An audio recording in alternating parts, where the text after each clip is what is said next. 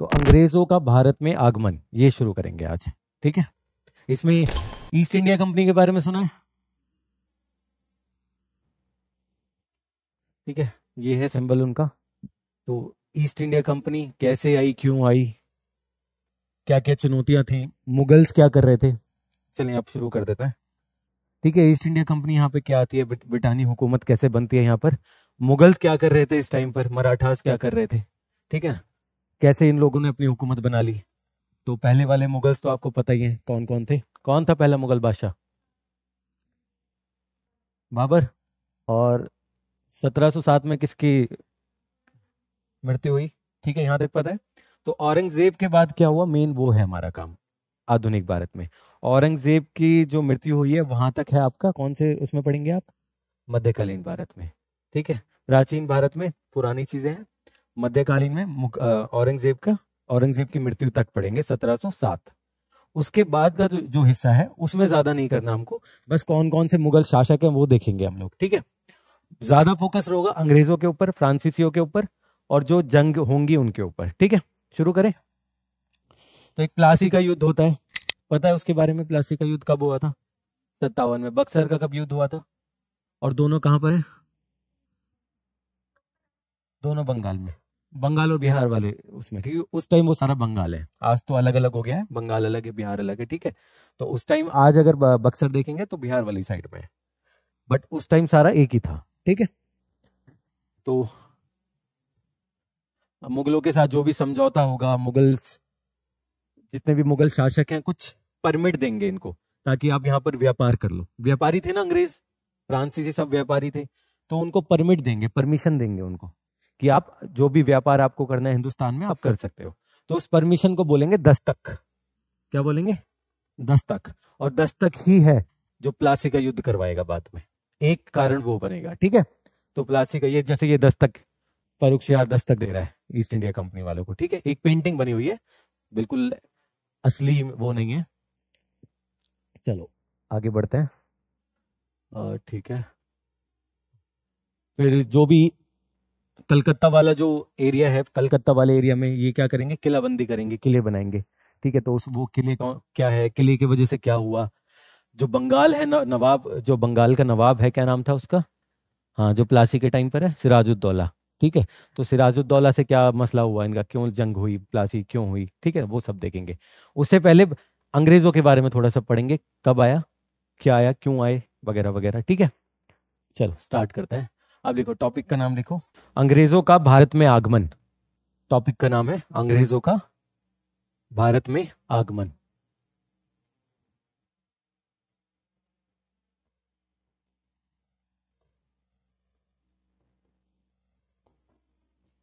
एक दो पॉइंट कल लिखवा दिए थे मैंने। जहांगीर के कोर्ट में कौन आया था दरबार में? हॉकिंस आया था। ठीक है, मनसबदारी मिली थी उसको, तनख्वाह भी बताई थी मैंने, कितना मिला था? 30,000 का। ठीक है ना, वो बता दिया। तो एक पॉइंट तो वो बना बना पहले से ही आपके पास, दोबारा नहीं लिखवा रहा हूं मैं। ठीक है, तो इसमें लिखो, पहला पॉइंट लिखो, कारण। कारण क्या है अंग्रेजों का भारत में आगमन के कारण क्या है, वो लिखो। कारण क्या है, उसमें छोटा सब पॉइंट लिखो। ये हो गया फर्स्ट पॉइंट, कारण, और कारण के अंदर छोटे पॉइंट्स। ठीक है, सब पॉइंट्स इसमें लिखो। ब्रिटिशों में या अंग्रेजों में नव उद्यमिता, नया उद्यमिता, एंटरप्राइज, बिजनेस। ब्रिटिशों में या अंग्रेजों में नव उद्यमिता, लिख लोगे ना उद्यमिता, नव उद्यमिता। नव उद्यमिता क्या समझ रहे हैं आप इससे? हाँ, एक नई सोच आ रही है उनमें, बिजनेस के आइडिया आ रहे हैं। जैसे आज हम बोलते हैं ना make in India, made in India, कि अपना बिजनेस बनाओ, ये सब बातें होती हैं। तो उस टाइम यहां पर ये बातें हो रही थी, नव उद्यमिता। ठीक है, क्लियर है? एनलाइटनमेंट वगैरह कल बताया था ना मैंने, कुछ नई सोच आई थी उनकी। ठीक है, तो अगला लिखो, पुर्तगालियों के उदाहरण ने भी प्रेरणा दी। पुर्तगालियों के उदाहरण ने भी प्रेरणा दी। पुर्तगाली कल कर चुके हैं ना, समुद्री मार्ग खोजा उन्होंने, पीछे लिखा हुआ है सब कुछ, मैं सिर्फ पॉइंट बता रहा हूं। अगर आप दिल्ली जैसे शहर में बजट में आईएएस की तैयारी करना चाहते हैं तो इस वीडियो को एंड तक जरूर देखें। ये है बनो आईएएस, इसको रन करने वाले हैं UPSC qualified ex civil servant and Jamia RC alumni. यहाँ की फैकल्टी को ना केवल यूपीएससी एग्जाम का एक्सपीरियंस है बल्कि पढ़ाने का भी सालों का एक्सपीरियंस है। ये एक्सपर्ट फैकल्टी हर टॉपिक को अच्छे से एक्सप्लेन करते हैं, उसके बाद हर टॉपिक को डिक्टेट करते हैं ताकि आपके पास अपने खुद के हैंड रिटन नोट्स हो। साथ ही क्लास में प्रीलिम्स और मेंस के प्रीवियस ईयर क्वेश्चन को सॉल्व किया जाता है और डिस्कस भी किया जाता है। यहाँ पे आपको सिविल सर्वेंट्स जैसे कि आईएएस, आईआरएस और एक्स सिविल सर्वेंट्स साथ के साथ जामिया आरसी के एलुमनाइज आपको पर्सनल मेंटरशिप देते हैं। डेली आंसर राइटिंग जो कि सारे टॉपर्स रिकमेंड करते हैं, इस पर यहाँ पे बहुत फोकस किया जाता है जो कि बाकी कोचिंग्स में नहीं होता है। इसके साथ ही आपको मिलती है प्रीलिम्स और मेंस की टेस्ट सीरीज जो आपको एग्जाम के लिए रेडी करती है। यहाँ के अगर हाईलाइट्स की बात करें तो स्मॉल बैच साइजेस जिसमें 60 स्टूडेंट्स होते हैं और जीएस कोर्स के साथ आपको एसए और सीसैट की क्लासेस भी होती है जिसके लिए आपको अलग से पे करने की जरूरत नहीं है। और ये लोकेटेड है सुखदेव विहार मेट्रो स्टेशन के बिल्कुल सामने। तो देर किस बात की, आज ही स्टार्ट करें और अपने यूपीएससी के सपने को साकार करें। थैंक यू फॉर वॉचिंग बनो आईएएस।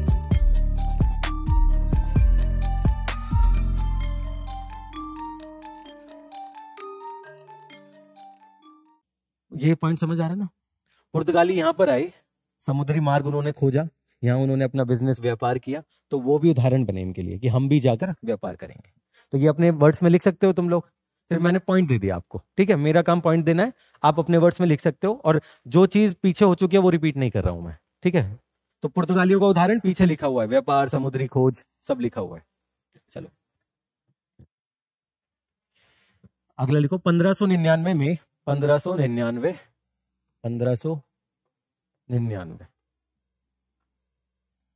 में मर्चेंट एडवेंचरर, ये कंपनी का नाम है, मर्चेंट एडवेंचरर, हिंदी में लिखो मर्चेंट एडवेंचरर।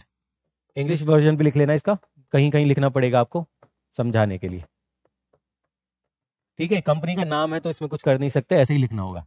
मर्चेंट एडवेंचरर ये कंपनी का नाम है। कब बनी ये? 1599 में। इसी में आगे लिखो, इसको 15 वर्षों के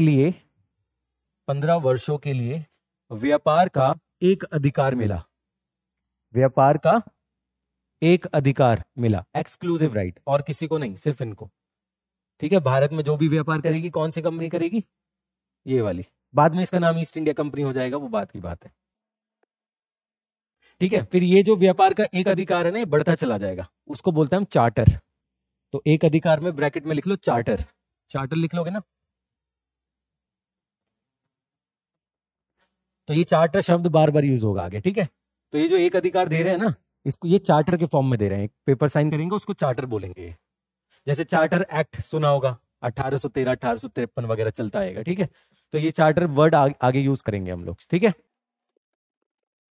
पहली फैक्ट्री कहां से बनाई थी इन्होंने?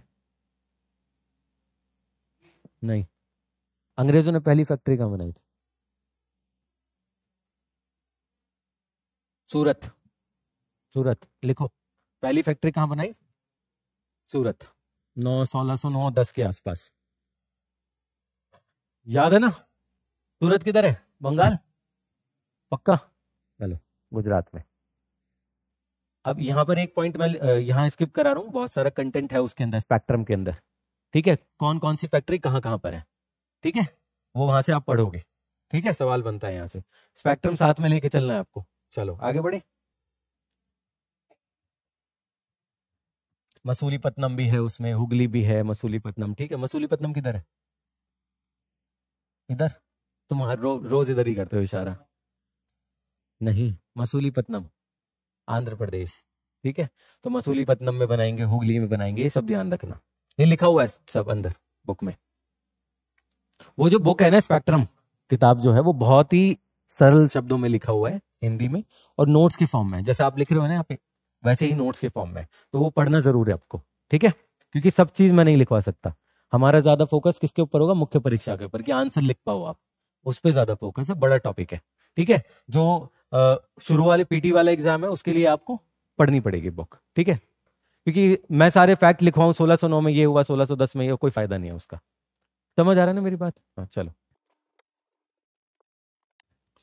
अगला पॉइंट लिखो। 1715 में 1715 में मुगल शहंशाह फर्रुख सियार 1715 में मुगल बादशाह, मुगल शहंशाह, जो भी लिखना है आपको, फर्रुख सियार, फर्रुख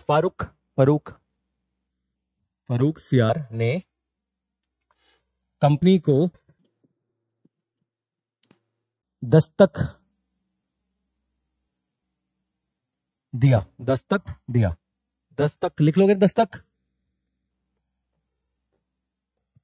दस्तक इंग्लिश में भी लिख लेना, काम आ जाएगा। दस्तक दिया। इसमें क्या है ये दस्तक क्या है? हाँ, एक परमिशन है, सिंपल। एक परमिशन का एक पेज है, जैसे आपको फॉर्म भरने के लिए देते हैं ना, ऐसे एक परमिशन दी है मुगल शहंशाह फर्रुख सियार ने कि आप भारत में व्यापार कर सकते हो, अपनी फैक्ट्री लगा सकते हो। ठीक है, यही दस्तक बाद में प्लासी के जो युद्ध होगा उसका कारण बनेगा। ठीक है, क्यों? इसमें यह लिखा होता है कि आप कहीं भी व्यापार करो, आपके ऊपर कोई भी कर नहीं लगेगा, कोई टैक्स नहीं लगेगा, चाहे आप आयात करो चाहे आप निर्यात करो, कोई दिक्कत नहीं है। बट आपको करना क्या है? आपको 3000 रुपए सालाना मुगल बादशाह को देना पड़ेगा। ठीक है, आप कर मत दो, क्योंकि कर लगाना भी दिक्कत वाली बात है ना, हर जगह कर कैसे लगाएंगे। तो इन्होंने सीधा एक सॉल्यूशन लेकर आए कि आप 3000 रुपए सालाना दे दो और अपना व्यापार करते रहो। ठीक है, ये है। अब दस्तक में दिक्कत क्या है, कोई बताएगा? किसी ने पढ़ा हो कुछ? ये तो मुगल शहंशाह ने, बादशाह ने दे दिया, कोई दिक्कत तो होने वाली बात नहीं है, परमिशन मिल गई। लेकिन क्यों मसला बना इससे, कोई बताएगा मुझे? क्या नाम है आपका? फरदीन। पढ़ा है कुछ दस्तक के बारे में? दिक्कत क्या थी? किसी ने कुछ पढ़ा है या भी नहीं पढ़ा? कुछ नहीं पढ़ा, चलो कोई बात नहीं। दस्तक में क्या होता है, इन्होंने ये समझो मुगल बादशाह है, उसने परमिशन दे दी। ठीक है, क्या नाम है उसका? दस्तक। ये किसको दिया? ईस्ट इंडिया कंपनी को दे दिया।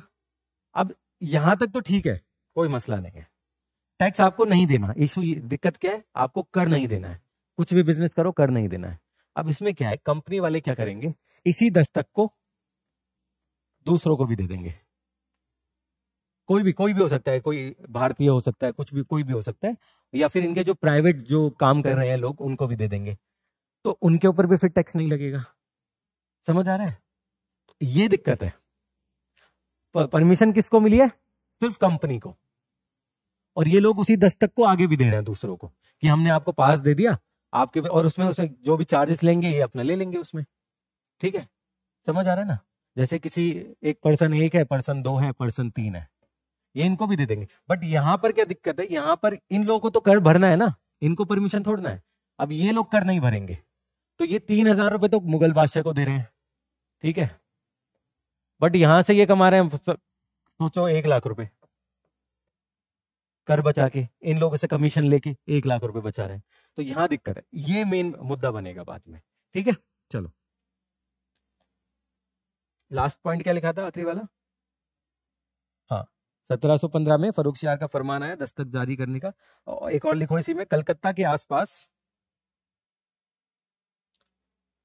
और भूमि किराए पर लेने की छूट। कलकत्ता के आसपास और भूमि किराए पर लेने की छूट। कलकत्ता में परमिशन इनको मिल गई है, इसके अलावा जो आसपास की जमीन है वो भी ये किराए पर ले सकती है। ठीक है, ये छूट भी मिल गई। अगला पॉइंट लिखो, वार्षिक शुल्क कितना है? सालाना कितना शुल्क है? 3000 रुपए। लिखो, वार्षिक शुल्क कितना है? सालाना शुल्क 3000 रुपए। अब ये होता है बंगाल के लिए, सूरत के लिए अलग होता है, वहां 10,000 रुपए वार्षिक होता है। ठीक है, ऐसे हर जगह थोड़ा थोड़ा अलग अलग भी होता है। ठीक है, बस ये ध्यान रखना आपको किस तरीके की पॉलिसी है उनकी, ये बस ध्यान रखना। और दस्तक का मसला क्या है वो आपको समझ आ गया। ठीक है, आगे बढ़ते हैं। ये हो गया जो मेन चीज है अंग्रेजों के बारे में, बेसिक बैकग्राउंड उनका यहां पर आपका तैयार हो गया। ठीक है, इसके बाद क्या क्या होगा, जंग कैसे होगी, वो मैं अलग से पूरा टॉपिक लूंगा। अब लिखो, फ्रांसीसियों का आगमन। नहीं, फ्रांसीसी नहीं, फ्रांसीसी से पहले डेन्स आए हैं। रुको, फ्रांसीसी से पहले लिखो डेनिश।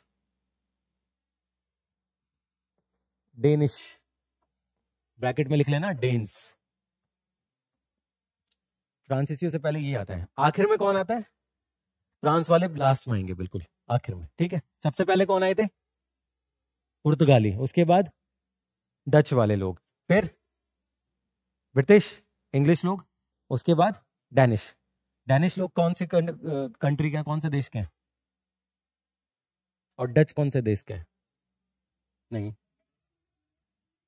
नहीं नहीं नहीं, अलग कंट्री है। इंग्लैंड विंग्लैंड भूल जाओ, कंट्री अलग है, अलग देश है ये। डच कहां से है? नीदरलैंड। उसको हॉलैंड भी बोलता है, नीदरलैंड भी बोलते हैं, ठीक है। डच लोग नीदरलैंड वाले लोग हैं, हॉलैंड भी उसी का नाम है, ठीक है। तो तीनों नाम एक ही है, कंफ्यूज मत होना। डेन्स जो लोग हैं ये कहां से आए हैं? डेनमार्क से। डेनमार्क सुना है ना, एक देश है ना डेनमार्क, तो साइड में लिख लो, ये डेनमार्क वाले लोग हैं। ज्यादा इसमें कुछ करना नहीं है हमको, क्योंकि ये आते हैं और कुछ काम नहीं करते हैं, अंग्रेजों के हाथ में छोड़ देते हैं सब कुछ। एक पॉइंट लिख लो बस इनका। 1620 में डेन्स के अंदर, 1620 में तंजावुर के पास, तंजावुर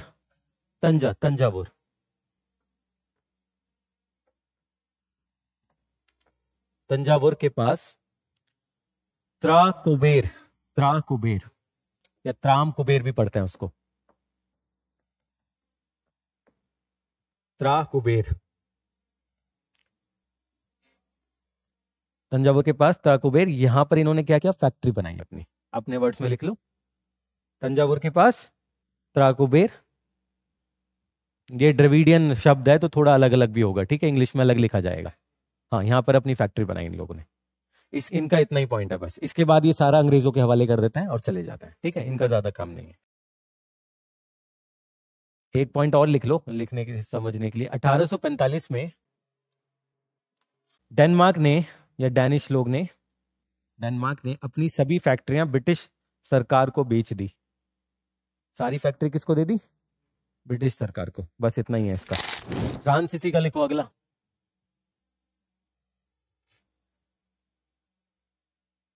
फ्रांसीसी, फ्रेंच, ये तो पता ही है, अलग ही देश है फ्रांस। लिखो, फर्स्ट पॉइंट लिखो। 1667 में सूरत में फैक्ट्री। हाँ, बस पॉइंट लिख लो। 1667 में सूरत में फैक्ट्री। 1669 में मसूलीपट्टनम। 1669, 1669 मसूलीपट्टनम।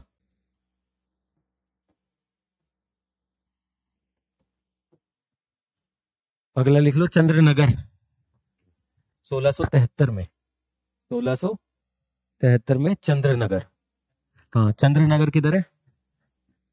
बंगाल। मसूलीपट्टनम किधर है? ये तो कल बताया भी था। 1674 पौंडीचेरी। इंग्लिश में लिख लो, कोई दिक्कत नहीं है अगर वैसे है। ये वाला देखो, मैंने और सब में नहीं लिखवाया फैक्ट्रियों का अलग अलग, यहां लिखवा दिया ताकि आपको ये समझ आ जाए कि और फैक्ट्रियां जो अंग्रेजों की हैं वो भी पढ़ना है आपको, ठीक है। सिर्फ एक टॉपिक में ये कवर किया है मैंने। क्लियर है? अब इसमें बताओ कोई दिक्कत है तो? कोई अभी तक चीज नहीं समझ आई? वैसे समझने वाला भी कुछ खास था नहीं, फैक्ट है सारे, ठीक है। तो ये जितने भी यूरोपियन देश वाले लोग आए हैं यहाँ पर, कंपनी आई है, उनका हमने जिक्र कर लिया। अंग्रेजों का भी, पुर्तगालियों का भी, डेन्स का भी, डच वालों का भी, ठीक है। 4 हो गए, मेन हो गए।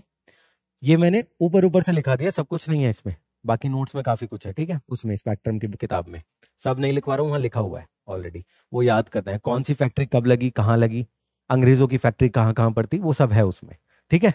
वो सब मैं नहीं लिखवा रहा हूँ क्योंकि टाइम वेस्ट होगा हमारा, तो वो बुक से पढ़ना है आपको।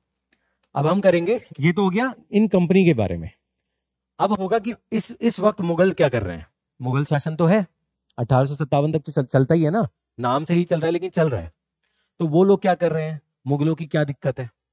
मुगलों के दिक्कत के बाद जो फ्रांस वगैरह ये सब लोग हार जाते हैं, सिर्फ ईस्ट इंडिया कंपनी अंग्रेजों की रहती है। तो वो क्यों रहती है? यहां से आता है मुख्य परीक्षा में सवाल, अब जो टॉपिक शुरू होगा। ठीक है, तो यहां पर अच्छे से करेंगे हम, अभी ऐसे नहीं जैसे लास्ट वाला कराया ऐसे ऐसे नहीं करेंगे, इसको अच्छे से करेंगे। यहां पर आंसर भी लिखोगे आप लोग। ठीक है, मुगल्स क्या कर रहे हैं, अंग्रेज क्यों जीत जाते हैं उन लोगों से, फ्रांस से क्यों जीत जाते हैं, कार्नेटिक का युद्ध क्या है, प्लासी का युद्ध क्या है, बक्सर का युद्ध क्या है। ठीक है, तो ये सब चीजें देखेंगे। चलो टॉपिक लिखो। ब्रिटिश, हेडिंग लिखो, ब्रिटिश विजय के पूर्व का भारत। ब्रिटिश विजय से ब्रिटिश विजय के पूर्व का भारत, पूर्व का भारत। हाँ, भारत मतलब ब्रिटिशर्स जो आए हैं उनसे पहले क्या हो रहा था यहाँ पर, यहाँ क्या दिक्कतें हैं। देखो, औरंगजेब के मृत्यु के बाद करेंगे हम, 1707 में मृत्यु होती है औरंगजेब की, वो आपका मध्यकालीन भारत में सर छोड़ेंगे वहां तक। मध्यकालीन भारत में सर कहां तक पढ़ाएंगे आपको, औरंगजेब 1707 तक। उसके बाद का अब मैं लिखवा रहा हूं। तो जब मध्यकालीन भारत होगा फिर ये वाला टॉपिक शुरू होता है, कनेक्शन बना लेना आप लोग। ठीक है, अलग अलग होंगे ना टॉपिक तो वो वैसे ही चलेगा। लिखो मुगल शासक, लिखो मुगल शासक कौन कौन है। फैक्ट लिखवाऊंगा, ज्यादा नहीं, 8-10 है। आजम शाह पहला कौन है, आजम, आजम, हाँ।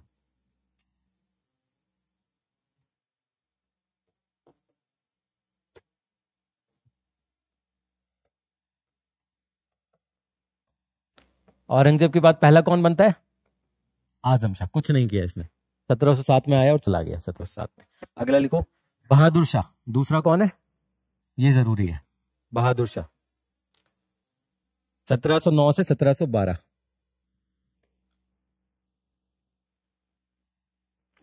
1709 कौन है, बहादुर शाह। बहादुर शाह एक बहादुर शाह जफर है 1857 वाला। ठीक है, तो ये वाला ए फर्स्ट है, पहला वाला है। तो बहादुर शाह इसमें लिखो 1709 से, हाँ, इसी को शाह आलम भी कहते हैं, शाह आलम एक। हाँ, किसका बहादुर शाह क्या रहा है, हाँ, शासन काल उसका 1709 से 1712 है। इसी बंदे को कहते हैं बहादुर शाह को शाह आलम। एक शाह आलम अलग है, एक शाह आलम ये है, शाह आलम एक, बहादुर शाह एक। एक लिख लो, कंफ्यूजन ना हो। ठीक है, तो शाह आलम भी लिख लेना। सवाल में अगर शाह आलम बोल दे यूपीएससी तो दिक्कत हो जाएगी, बहादुर शाह वो नाम ही ना ले।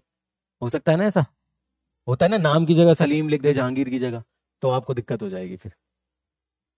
चलो, औरंगजेब की जगह आलमगीर, ये तो सवाल आ भी चुका है, औरंगजेब की जगह आलमगीर लिख दे तो आप बोलोगे आलमगीर कौन है। ठीक है, तो ऐसे ध्यान रखना। इसमें लिखो बहादुर शाह में लिखो मराठो कौमा राजपूतो, इसी में बहादुर शाह के अंदर लिखना है, हाँ, इसी पॉइंट में लिखना है, मराठो कौमा राजपूतो और जाटो, मराठो राजपूतों और जाटों के प्रति शांतिपूर्ण नीति, के प्रति शांतिपूर्ण नीति अपनाई। क्योंकि इससे पहले क्या हो रहा था, औरंगजेब जब आप पढ़ोगे मध्यकालीन भारत में तो मराठों का वहां इशू होगा, जंग होगी मराठों से होगी, राजपूतों से भी होगी औरंगजेब के टाइम पर, और जाटों से भी होगी। ठीक है, तो ये जो जंग चल रही थी औरंगजेब के मृत्यु के बाद, बहादुर शाह क्या करेगा, इनसे थोड़ी शांतिपूर्ण अपील करेगा, जो भी मैटर है उसको सॉर्ट आउट करेंगे ये लोग। ठीक है, कॉम्प्रोमाइज करेंगे। क्लियर है, तो वही पॉइंट है। अगला लिखो शाहू जी, छत्रपति शाहू जी को रिहा किया, इसी पॉइंट में बहादुर शाह के अंदर ही। ठीक है, जब मैं चेंज करवाऊंगा जब चेंज करना। ठीक है, छत्रपति शाहू जी को रिहा किया। छत्रपति शाहू जी औरंगजेब ने कैद में रखा था, उससे पहले संभाजी थे कैद में, तो उनको तो मार ही दिया था। ठीक है, तो उनके जो बेटे हैं छत्रपति शाहू जी, उनको कौन रिहा करता है, औरंगजेब नहीं, औरंगजेब ने कैद किया है बहादुर शाह, शाह आलम एक। ठीक है, अगला मुगल शहंशाह लिखो, तीसरा जहांदार शाह, जहांदार शाह, जहांदार शाह 1712 1713, 1712 1713। इसमें लिखो, इसके अंदर लिखो जजिया कर को समाप्त किया, जजिया कर को, टैक्स सुना होगा ना जजिया, हाँ हाँ सही बोल रहे हो, पहले लिखो मैं बताता हूं फिर। जजिया कर को समाप्त किया। और पॉइंट लिख लो फिर एक्सप्लेन करूंगा। इजारा प्रणाली, इजारा, इजारा देख लेना क्या कैसे लिखता है। इजारा प्रणाली की शुरुआत की, इजारा प्रणाली, हाँ पॉलिसी है एक, प्रणाली की शुरुआत की। एक और पॉइंट लिख लो इसके अंदर, फिर बात करते हैं। जुल्फिकार खान की सहायता ली, जुल्फिकार खान की सहायता प्राप्त की या ली, जो भी लिखो आप। सत्ता की प्राप्ति में किसकी मदद लेता है? जुल्फिकार खान। तो पूछेंगे जुल्फिकार खान किसका कंटेम्पररी है, किसके साथ का आदमी है, किसके सत्ता में काम किया है, ऐसे सवाल पूछ सकता है, यूपीएससी पूछता भी है। तो कौन है वो मुगल शहंशाह कौन है वो? उनके सहायता ली, हाँ, सत्ता प्राप्ति के लिए। क्लियर, समझ आ रहा है ना? ऐसे पूछता है यूपीएससी सवाल कि जुल्फिकार खान कौन से मुगल बादशाह के साथ में था, जहांदार शाह। ऐसे सवाल बनते हैं, ठीक है, इसलिए मैं लिखवा, देखो जो भी मैं पॉइंट लिखवा रहा हूं ना वो सोच समझ के लिखवा रहा हूं। बाकी किताबों वाले मैं छोड़ रहा हूं कुछ, वो आपको पढ़ता है, जो ज्यादा जरूरी है वो लिखवा रहा हूं सर, ठीक है। अब बताओ इसमें पॉइंट में इजारा की बात करें, किसकी पूछ रहा था आप? हाँ, जजिया। जजिया क्या होता है पहले मुझे ये बताएं, फिर बात करते हैं। जजिया के बारे में बताएं।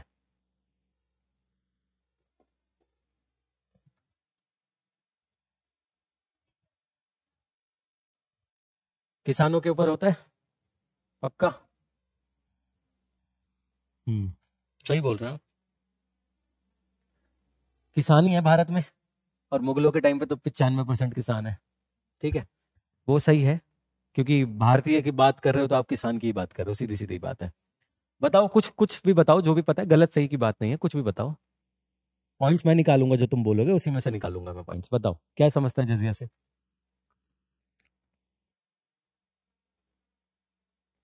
एक और होता है महसूल।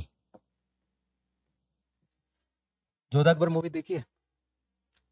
उसमें अकबर ऋतिक रोशन गद्दी पे बैठ के बोलता है कि महसूल खत्म किया जाता है, हुक्म की तामील हो, फिर काफी सॉन्ग वॉन्ग होता है, अजीम ओ शान शहंशाह, सुना है वो? तो उसमें इसकी बात होती है, ये अलग है। हम लोग दोनों को एक ही समझते हैं। अभी मैं बता देता हूं क्या क्या है। अब बताओ मुझे जजिया के बारे में क्या जानते हैं आप लोग? धार्मिक कर है, ये जानते हैं आप, जाहिर सी बात है, ठीक है। दोनों गैर मुस्लिमों के ऊपर लगाया गया है। छोटा एक बहुत छोटा सा इनमें फर्क है, देखो सुनो। ये महसूल जो है ना, महसूल या मैसूर, अलग अलग सब शब्द मिलेंगे। ये होता है जब आप अपने भगवान के लिए जा रहे हैं, कहीं भी किसी मंदिर को विजिट करने के लिए जा रहे हैं, कहीं भी उत्तराखंड, हिमाचल, कहीं भी जा रहे हैं आप, तो उसके लिए जो टैक्स लगता है उसको बोलते हैं महसूल। जजिया क्या होता है? अब हम समझते हैं ये वाली चीज, हम जजिया को समझते हैं जो मैंने बताया आपको, बट ऐसा नहीं है। जजिया क्या है? ये इस्लाम में कॉन्सेप्ट है। जजिया कर इस्लाम में कॉन्सेप्ट है, जिसमें क्या होता है, जब किसी भी एरिया में कोई मुस्लिम शासक आएगा तो वहां नॉन मुस्लिम भी होंगे, गैर मुसलमान भी होंगे, चाहे अरब कंट्री हो, चाहे कुछ भी हो, कहीं भी हो, होंगे, ऐसा होगा ना? हिंदुस्तान बेस्ट एग्जाम्पल है। अब जो गैर मुस्लिम है, वो लोग, बहुत से लोग ऐसे होंगे जो आर्मी में काम नहीं करेंगे, या एडमिनिस्ट्रेशन में जो उनकी प्रणाली है पूरी, उसमें काम नहीं करेंगे, चाहे मुगल हो या तुर्क हो, कोई भी हो, गैर मुस्लिम उसमें काम नहीं। तो जो लोग काम नहीं करेंगे, कंट्रीब्यूशन नहीं करेंगे गवर्नमेंट में, उनके ऊपर एक स्पेशल टैक्स रहेगा कि आप हमारे साथ कंट्रीब्यूशन नहीं कर रहे तो आप टैक्स दो, हम आपको सेफ्टी देंगे। समझ आ रहा है ना? जैसे मराठाओं का कॉन्सेप्ट था टैक्स का, कर का, चौथ, सुना है? सरदेशमुखी चौथ। तो चौथ क्या होता है? आपकी सेफ्टी के लिए, आप हमारे गवर्नमेंट के अंदर नहीं आ रहे हो, पार्ट नहीं कर रहे हो, पार्टिसिपेट नहीं कर रहे हो, बट आपकी सेफ्टी पर आपको देना हमारा जिम्मेदारी है ना, ये सेफ्टी, क्योंकि आप हमारे अंदर हो। हमारी जो भी देश है, जहां पर भी हम लोग हैं, जहां हम राज कर रहे हैं, वहां आप हो, तो आपको भी सेफ्टी देनी है हमको, तो सेफ्टी का कोई कॉस्ट होगा, ठीक है? उसमें जो कर लगता है उसको बोलते हैं जजिया, ये सेफ्टी के टैक्स है। महसूल जो होता है ये क्या है? जब आप कहीं भी जाओगे मंदिर वगैरह घूमने के लिए, ठीक है? समझ आ रहा है ना दोनों में फर्क? तो वही है। अब आपने बोला जजिया तो अकबर ने खत्म किया था, जजिया बहुत लोगों ने खत्म किया था, फिर बहुत लोगों ने लगाया दिया वापस, तो ये चलता रहेगा, ठीक है? जजिया सही बोल रहे हो आप, अकबर ने खत्म किया था, फिर अकबर ने एक बुक के हिसाब से अकबर ने लगाया भी है 1576 के आसपास, एक किताब के हिसाब से, सुना होगा आपने, जब पॉलिटिकल डिबेट होती है ना तो वहां बहुत लोग बोलते हैं। ठीक है, फिर बाद में अकबर के बाद कौन आता है? शाहजहां पक्का या हुमायूं आता है? हुमायूं आता है। देखो जो मैं बोलता हूँ ना या पूछता हूँ उस पर जल्दी से विश्वास मत करना। जब मैं पूछता हूँ तो ये सोचना कुछ ना कुछ प्रॉब्लम है जो सर पूछ रहे हैं। हुमायूं पहले है, उसके बाद अकबर, फिर शाहजहां या जहांगीर या सलीम? सलीम जहांगीर एक हो गया, उसके बाद आएगा शाहजहां। शाहजहां भी जजिया लगाएगा फिर हटाएगा, औरंगजेब लगा देगा। 15-20 साल कुछ नहीं करेगा औरंगजेब, बाद में लगा देगा। तो ये चलता रहेगा। ठीक है, तो वही पॉइंट है। और एक पॉइंट और क्या था इसमें? इजारा लिखवाया था मैंने। हाँ, इजारा क्या होता है? एक सिस्टम है, जैसे यहां कोई भी शासक है, ये उसका पूरा जितना भी साम्राज्य है वो समझो इसको, ये साम्राज्य है। अब इसमें छोटे छोटे अलग अलग डिस्ट्रिक्ट होंगी, सबसे टैक्स कलेक्ट करना है, सबसे कर लेना है ना, वसूलना है। कैसे वसूल करेंगे? अब ये मुगल शहंशाह तो जाएगा नहीं, लाओ भाई पैसे दो, ये तो जाएगा नहीं। इसके लिए सिस्टम बनाएगा एक वो। उसी सिस्टम में एक सिस्टम होता है इजारा सिस्टम, इजारा प्रणाली। इसमें क्या होता है, एक जो इस एरिया का एक आदमी है, जो यहां पर कोई भी हो सकता है, कंसिडर करो तुमको दिल्ली में तुम दिल्ली के हो, तो मुगल शहंशाह आपको बोलेगा कि यहाँ का जो इस एरिया का जो जिम्मेदारी हम आपको दे रहे हैं, ठीक है, वो टैक्स कलेक्ट आप करोगे, जितना भी कर आएगा वो आप कलेक्ट करोगे। यही सिस्टम होता है ना। आईआरएस का क्या काम होता है? ये काम होता है, उनका ये काम था। इसमें क्या है, अब इसमें ये होगा कि जो कर 100% है, 100% कर होगा। कंसिडर करो कि 1 करोड़ रुपए आ रहा है, तो उसमें से अब ये जो इजारा जिसको चाहिए, जैसे तुम्हें चाहिए, तो तुम ऐसे और लोग भी होंगे जिनको चाहिए होगा कि हम करेंगे इसकी जिम्मेदारी को, तो उसमें बोली लगाई जाएगी। मुगल शहंशाह ने ये डिसाइड किया हुआ है कि यहां से 1 करोड़ रुपए आएगा, तो उसमें बोली ये लगाई जाएगी जो सबसे ज्यादा देगा। 1 करोड़ तो पूरा नहीं देगा भाई, उसको अपने काम का पैसा भी तो चाहिए ना, कुछ कमीशन भी तो लेगा। तो कोई बोली लगाएगा कि मैं 95 लाख दूंगा, कोई बोलेगा 90 लाख दूंगा, तो जो सबसे ज्यादा देगा उसको दिया जाएगा। फायदा उसी का है ना। मुगल शहंशाह का फायदा कैसे होगा? जो सबसे ज्यादा देगा 1 करोड़ में। उल्टा, इसमें उल्टा होता है। ठीक है, तो यही होता है इजारा सिस्टम, कर वसूल करने का प्रणाली। ठीक है, इजारा सिस्टम किसके टाइम पर आया? जहांदार शाह। जुल्फिकार खान कब आया? जहांदार शाह। जजिया कर की समाप्ति किसने की? जहांदार। और उन्हें भी की, इसने भी की। ठीक है, अगला लिखो, फरूख सियार, जो पीछे लिखवाया था। अगला मुगल बादशाह फरूख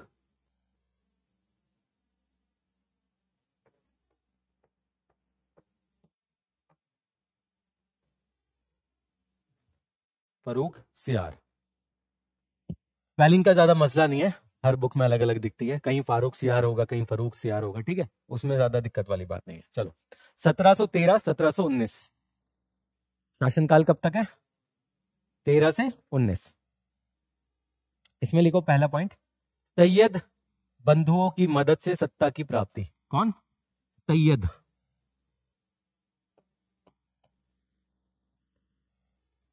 सैयद भाई हैं ये लोग। सैयद बंधुओं की मदद से सत्ता की प्राप्ति। तो सैयद अगर आ जाए, सैयद भाई कब थे? किस मुगल शासन के काल में थे? फरूख सियार। ठीक है, सवाल आ चुका है। सैयद भाई हैं दो, बंधु, सैयद बंधुओं की मदद से सत्ता की प्राप्ति। इनकी भी जंग चल रही है ना, कौन मुगल बादशाह बनेगा अगला, इनकी भी तो जंग चल रही है ना आपस में। जुल्फिकार खान पहले आया, सैयद भाई जो है बाद में आए। ठीक है, अगला लिखो, इसी में फरूख सियार में लिखो, धार्मिक सहिष्णुता। धार्मिक सहिष्णुता।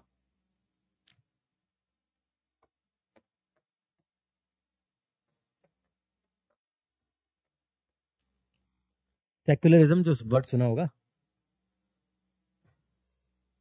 धार्मिक सहिष्णुता की नीति अपनाई।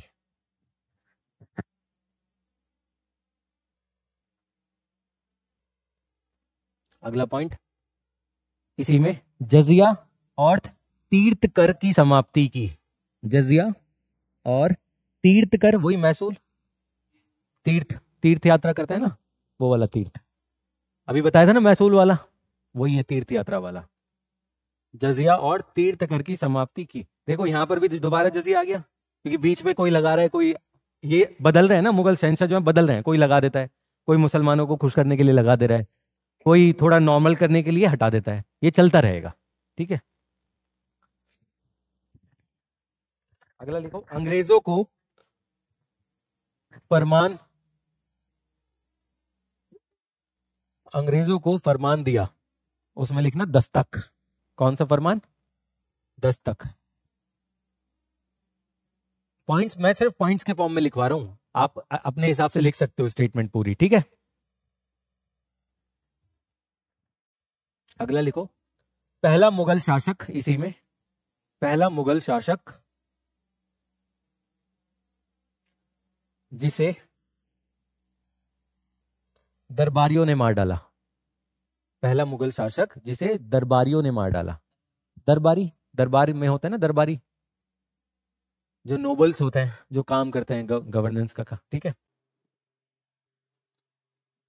अब वो दरबारी कौन थे? सैयद ब्रदर्स।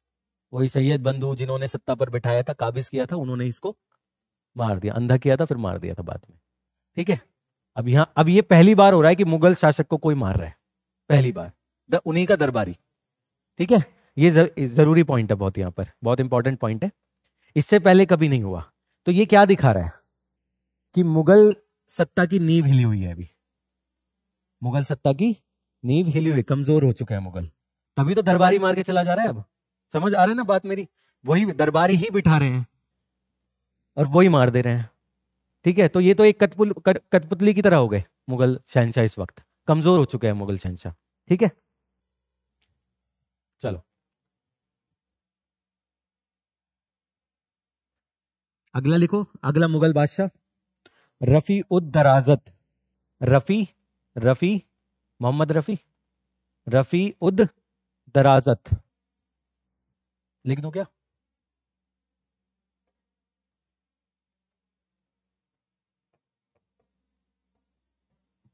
रफी उद दराजत 1719। कुछ नहीं लिखना इसमें, आगे बढ़ो। अगला लिखो, रफी उद दौला, सेम नाम है, रफी उद दौला, हाँ दौला, 1719, एक ही साल में। अगला वाला जरूरी है। अगला मुगल बादशाह लिखो, मोहम्मद शाह। मोहम्मद शाह, नाम सुना होगा, मोहम्मद शाह रंगीला, हाँ वही है ये, या पूरा लिख लो मोहम्मद शाह रंगीला। नाम मोहम्मद शाह रंगीला बोलते हैं, मोहम्मद शाह रंगीला, 1719 से 1748 तक।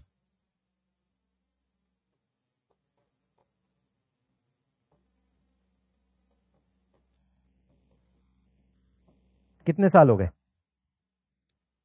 27, पक्का 28-29 साल के करीब हो रहा है, ठीक है।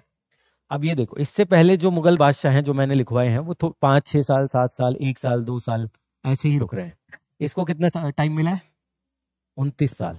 मतलब ये एक मौका आया था मुगल शहंशाहों के सामने, जिसमें ये वापस से पावर ले सकते थे, ताकत बना सकते थे। 28 साल बहुत होता है, ठीक है। इससे पहले सब 2-2 साल, 3-3 साल में निपट जा रहे हैं, ठीक है। ये टिका रहा, बट यहां दिक्कत क्या थी? यहां दिक्कत ये थी, जो दरबारी हैं उनकी आपस में लड़ाई चल रही है, ठीक है।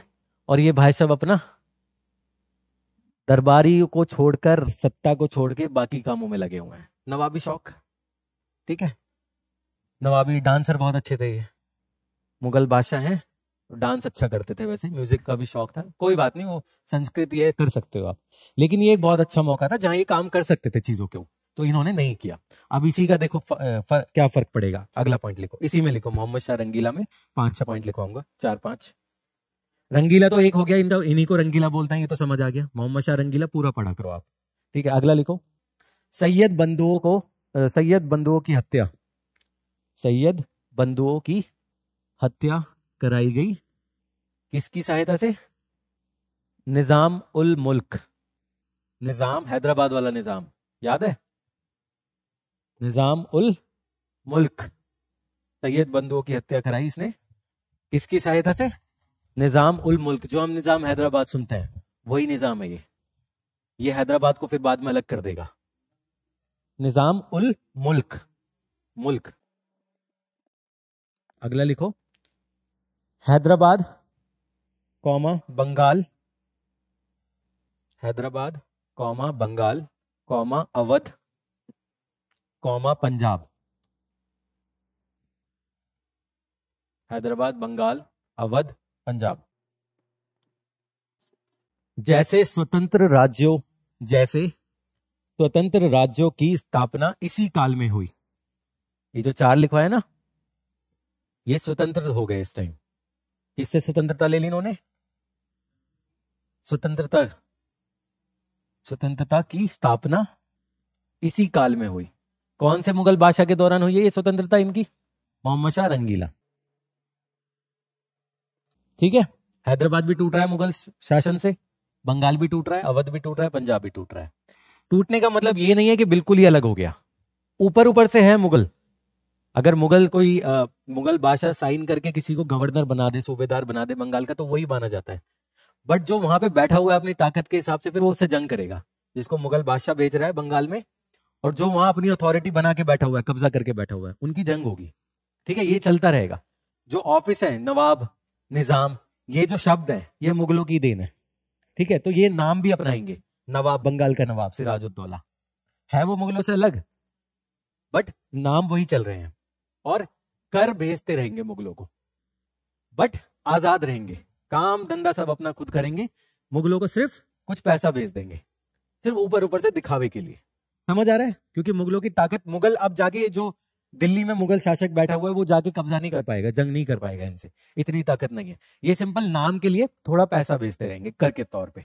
ठीक है, तो ये होगा। चलो अगला लिखो। 1739 इसी वाले बादशाह के उसमें 1739 में नादिर शाह सुना है? नादिर शाह ने मुगलों को करनाल की जंग में हराया। करनाल किधर है? हरियाणा। हाँ, तो करनाल की जंग हुई यहां पर 1739 में। और कौन शासक था दूसरा?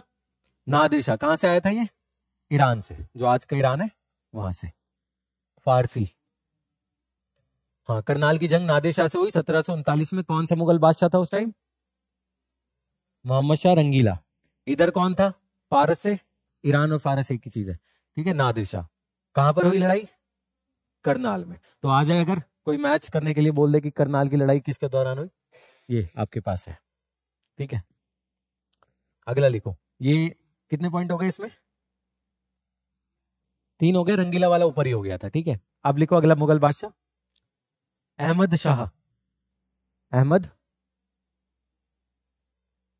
अच्छा इसके बारे में पता है ना, नादिर शाह के बारे में क्या क्या हुआ था? करनाल में मुगलों को हराया। करनाल से दिल्ली ज्यादा दूर नहीं है, 100 किलोमीटर भी नहीं है, मेरे ख्याल से 90 किलोमीटर होगी। तो नादिर शाह दिल्ली आता है, दिल्ली में लूटमार करता है, कत्लेआम करता है, लूटमार करता है, बहुत लोगों को मारता है। ठीक है, उसके बाद जो मोर तख्त है, मुगलों का एक मोर तख्त सुना होगा, उनका तख्त था, सीट थी, थ्रोन, जिस पर मुगल बादशाह बैठता था, उसको मोर तख्त बोलते हैं, बहुत फेमस है हिस्ट्री में। ठीक है, उसको लेकर चला गया यहां से। कौन लेकर चला गया? नादिर शाह।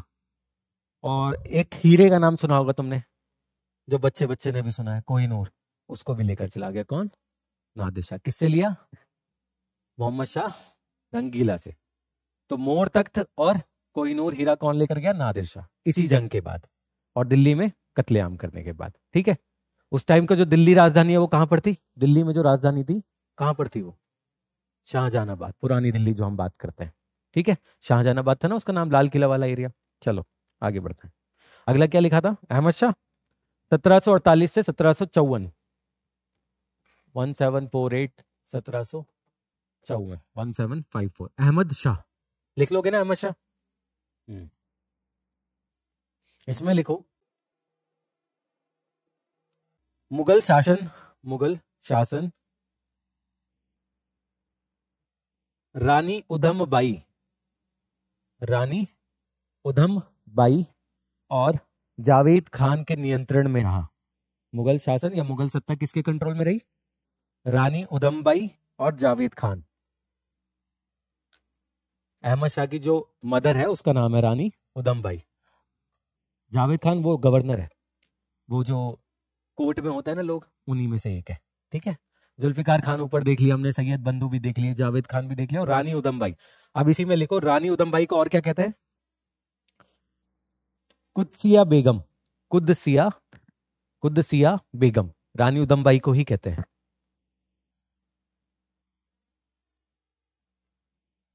और एक और नाम है इनका रानी उदमबाई का, किबला ए आलम। किबला लिख लोगे ना, किबला ए आलम, देख रहे हैं? रानी उदमबाई के ही नाम है ये, तो कंफ्यूज मत होना। ठीक है, ये जो है रानी माँ है, किसकी रानी माँ है? ये अहमद शाह की माँ। ठीक है, तो ये कंट्रोल में रखेंगी मुगल शासन को इस वक्त। और जो इनका पदाधिकारी कौन होगा, जो काफी चीजों को कंट्रोल करेगा, उसका नाम क्या है? जावेद खान। तो किस मुगल शहंशाह के दौरान ये हो रहा था, पता लग गया? चलो अगला पॉइंट। अगला मुगल बादशाह आलमगीर दो। आलमगीर दो, पहला आलमगीर कौन है? हाँ, औरंगजेब। बताया था ना पीछे, आलमगीर औरंगजेब एक ही नाम है दोनों। आलमगीर दो 1754 1758, 1754 1758, 54 से 58 लिखो। इसके अंदर लिखो पहला पॉइंट, प्लासी का युद्ध। कहीं प्लासी ऐसे लिखा जाता है, कहीं पलाशी ऐसे लिखा जाता है। ठीक है, बंगाली शब्द है तो अलग अलग है, हिंदी इंग्लिश सब में अलग अलग लिखा जाता है। तो प्लासी का युद्ध इसी के टाइम पर होता है। टाइम पीरियड क्या लिखवा है मैंने? 1754 से शासनकाल ये हो गया 1758 तक, और प्लासी कब हुई थी? 1757 में। लिख लो प्लासी का युद्ध, अगला टॉपिक वही करेंगे हम बाद में। 1757 किसके दौरान होता है? आलमगीर दो। सवाल बन सकता है यहां से। अगला लिखो, अहमद शाह अब्दाली। अहमद शाह अब्दाली, सुना है नाम? का आक्रमण, अहमद शाह अब्दाली का आक्रमण कब हुआ था? एक पानीपत मूवी भी आई थी अभी, पानीपत मूवी आई थी अभी। तीसरा युद्ध पानीपत का कब हुआ था? 1761 में। किसके बीच हुआ था?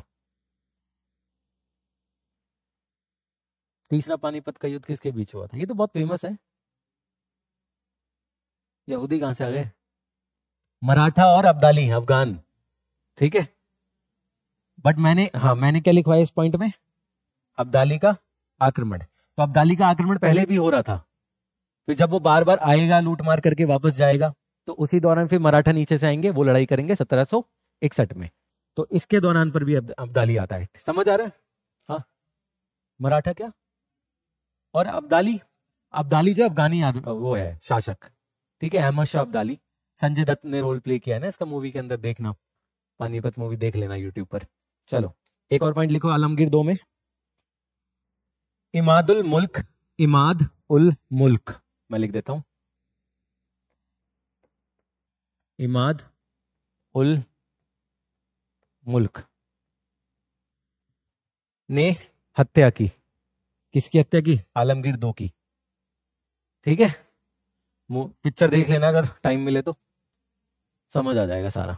तो इमादुल मुल्क ने हत्या की किसकी? आलमगीर दो की। अब देख रहे हो मुगल शासकों की हत्या होने लगी। अब ये उनके वही हैं, ऑफिस में ही हैं। ठीक है, नवाब वगैरह हैं जो कोर्ट में काम करते हैं, वो लोग हैं ये। ठीक है, जुल्फिकार खान, सैयद बंधु, इमादुल मुल्क, 1759 में इनको मार देते हैं ये। क्लियर है? समझ आ रहा है ना? इमादुल मुल्क कब आया था?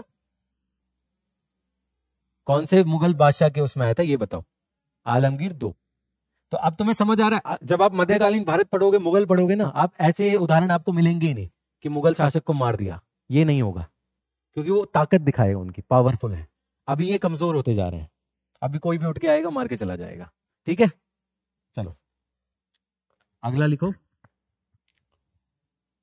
शाहजहां। अगला मुगल बादशाह शाहजहां तीन। शाहजहां तीन कुछ नहीं लिखना है इसमें, छोड़ दो, आगे बढ़ो। शाहजहां 3, अगला लिखो, ये जरूरी है। शाह आलम, शाह आलम 2, शाह आलम 2।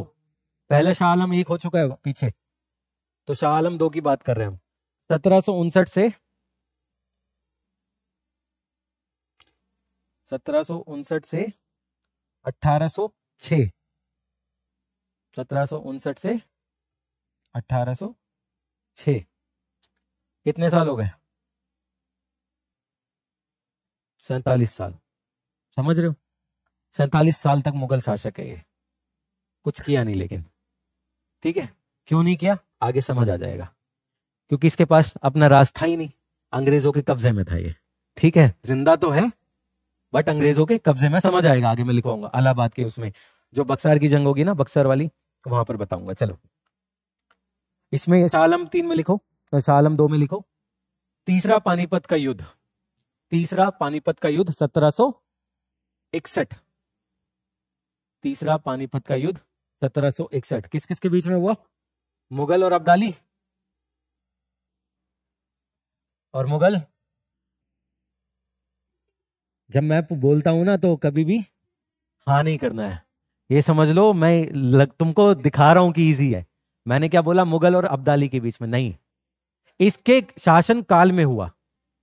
हुआ किसके बीच में? मराठा और अब्दाली के बीच में, लिखो। हाँ, मराठा और अब्दाली के बीच में हुआ था वो। देखो एक चीज समझो,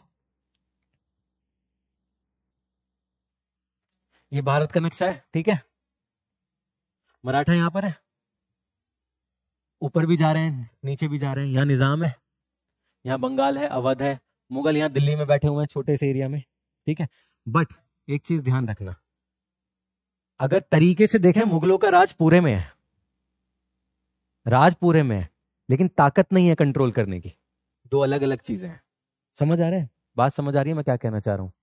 मुगलों का राज पूरे में है, सब में, बट ताकत नहीं है इनके पास कि ये कंट्रोल कर ले बंगाल को, हैदराबाद को। हैदराबाद यहां पर है, निजाम इसने बिठाया, दिल्ली से बिठाया है। निजाम को किसने बिठाया? मुगल ने बिठाया। तो इनका राज यहां तक है, बट ताकत नहीं है कि कंट्रोल कर पाए। तो जो भारत में जो राज है मेन, जब पानीपत का युद्ध हो रहा है, वो पानीपत के युद्ध के दौरान भी जो मेन शासक कौन है? मुगल है। बट उन्हीं के मुगल के शासक में जो मराठा जो ताकत बन चुकी है, वो आके लड़ रहे हैं किससे? अब्दाली से। यहां पर लड़ाई हो रही है पानीपत में, 100 किलोमीटर है दिल्ली से, तो राज मुगल शासक का ही है। इसीलिए जब जंग होती रहेगी ना, तो मराठा या अब्दाली अफगानी लोग क्या करेंगे? ये इसको हटाएंगे नहीं, मुगल को, मुगल शासक को नहीं हटाता है कोई भी। मूवी देखना, बहुत कुछ समझ आएगा। ये क्या करेंगे? यहां अपना आदमी बिठाएंगे, इसकी ताकत लड़ने की नहीं है, बट फॉर्मल तरीके से वो ऑफिसर वही है। समझ आ रहा है? इसका इस्तेमाल कैसे करेंगे ये लोग? ये सोचो, ये बंगाल है, यहाँ कोई अपनी मनमर्जी से बैठा हुआ है मुगलों में से ही, लेकिन अपनी मनमर्जी से बैठा हुआ है। यहाँ निजाम है, अपनी मनमर्जी से बैठा हुआ है, थोड़ा बहुत कर देते रहेंगे दिल्ली में। ठीक है, ये चलता रहेगा ना। ठीक है, मराठा भी थोड़ा बहुत देते रहेंगे, सिख भी देते रहेंगे, जाट भी देते रहेंगे, ये सब चलता रहेगा। ये अलग तरीका है, ताकत होना अलग बात है, कंट्रोल करना अलग बात है। ठीक है, बट अगर अब ये सोचो मराठाओं को बंगाल पे कब्जा करना है, एक तरीका तो है जंग कर लो, बट जंग तक करने से काम नहीं होगा जब तक वो साइन एक पेपर ना बन जाए, ऑफिशियल डॉक्यूमेंट ना बन जाए। समझ आ रहा है? कोई फॉर्म पे कोई साइन ना कर दे, कोई अथॉरिटी होनी चाहिए ना। ये तो जंग करके बनी है ना, बट फिर अवध वाला नहीं मानेगा मराठाओं को बंगाल में कि भाई आपने तो गलत तरीके से लिया है, आपने तो हत्या है, आपने तो जंग करके लिया है, आपकी तो अथॉरिटी ही नहीं है। तो इसमें क्या करेगा मराठा? इसके ऊपर दबाव बनाएगा। जब यहाँ पे अपनी कठपुतली को बिठाकर रखेगा मुगल को, तो उससे साइन करवाएगा कि बंगाल की अथॉरिटी हमको दो। तो यही चल रहा है। समझ आ रहा है मैं कहना क्या चाह रहा हूं? इसलिए मुगल शासन 1857 तक रहता है। तो यहां पर जब पानीपत का जंग हो जाएगी 1761 में, हुई किसके बीच में? मराठाओं के और अफगानियों के बीच में। उसमें अब्दाली जीत जाएगा। अब्दाली उसके बाद क्या करेगा?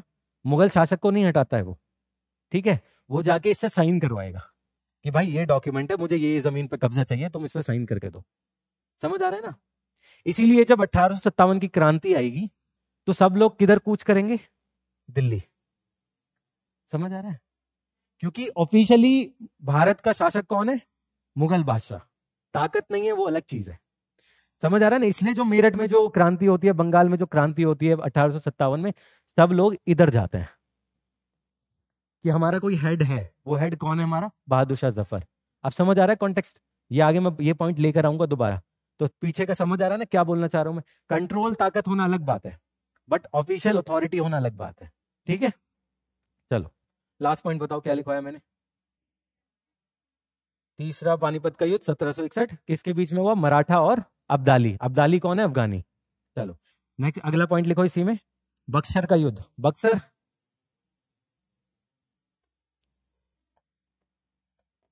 बक्सर का युद्ध उस टाइम बंगाल में था, अभी बिहार वाले रीजन में। ठीक है, अब बिहार तो बाद में बना है ना, उस टाइम तो बंगाल था। उड़ीसा, बिहार, बंगाल सब एक ही था ये। ठीक है, तो बक्सर का युद्ध 1764। 1757 में प्लासी हुई, 1761 में पानीपत हुआ और 1764 में बक्सर हुआ। ये मैं अलग से कराऊंगा ये, क्योंकि मुख्य परीक्षा में सवाल 10 मार्क का 15 मार्क का भी आ सकता है, तो इनको मैं बहुत अच्छे से कराऊंगा दोनों युद्ध को। ठीक है, चलो आगे बढ़ते हैं। ठीक, अगला पॉइंट लिखो। अंग्रेजों ने या ईस्ट इंडिया कंपनी ने, ईस्ट इंडिया कंपनी जब मैं बोलता हूं ना, EIC लिख लिया करो, बस इतना लिख लिया करो। पूरा लिखोगे तो फिर टाइम खराब होगा। EIC लिख लो, ईस्ट इंडिया कंपनी। अंग्रेजों ने या ईस्ट इंडिया कंपनी ने इनको पेंशन भोगी बना दिया। पेंशन भोगी, पेंशन पे रख दिया, पेंशन भोगी बना दिया। बक्सर में जो है मुगल शहंशाह को हरा देते हैं। वो नवाब होता है अवध का, मुगल बादशाह होता है, और बंगाल वाला कासिम होता है। ठीक है, ये तीनों मिलके अंग्रेजों से लड़ते हैं और हार जाते हैं। तो उस अंग्रेज जब जीत जाएंगे तो वो एग्रीमेंट साइन करवाएंगे ना, तो उसमें मुगल बादशाह को ये इलाहाबाद में कैद कर देंगे। बट बादशाह वो अभी भी है, कैद करना अलग चीज है, बादशाह वो अभी भी है। तो कोई भी ऑफिशियल डॉक्यूमेंट पे साइन कौन करता है? बादशाह ही तो करेगा। तो उसको अपने पास रखेंगे और उससे जो भी अपना काम करवाना है वो करवाते रहेंगे। क्योंकि देखो ऐसी चीज है, जब कोई शासनकाल किसी का चल रहा है ना, बहुत 200 साल से, ये मुगलों का शासन 200 साल 150 साल हो चुके हैं। ठीक है, तो उसको चेंज करने में बहुत टाइम लगेगा। ऐसे नहीं हो जाएगा कि कोई आया और चला गया, या तो जंग करके मार दो उनको, खत्म कर दो, या तो ये होगा।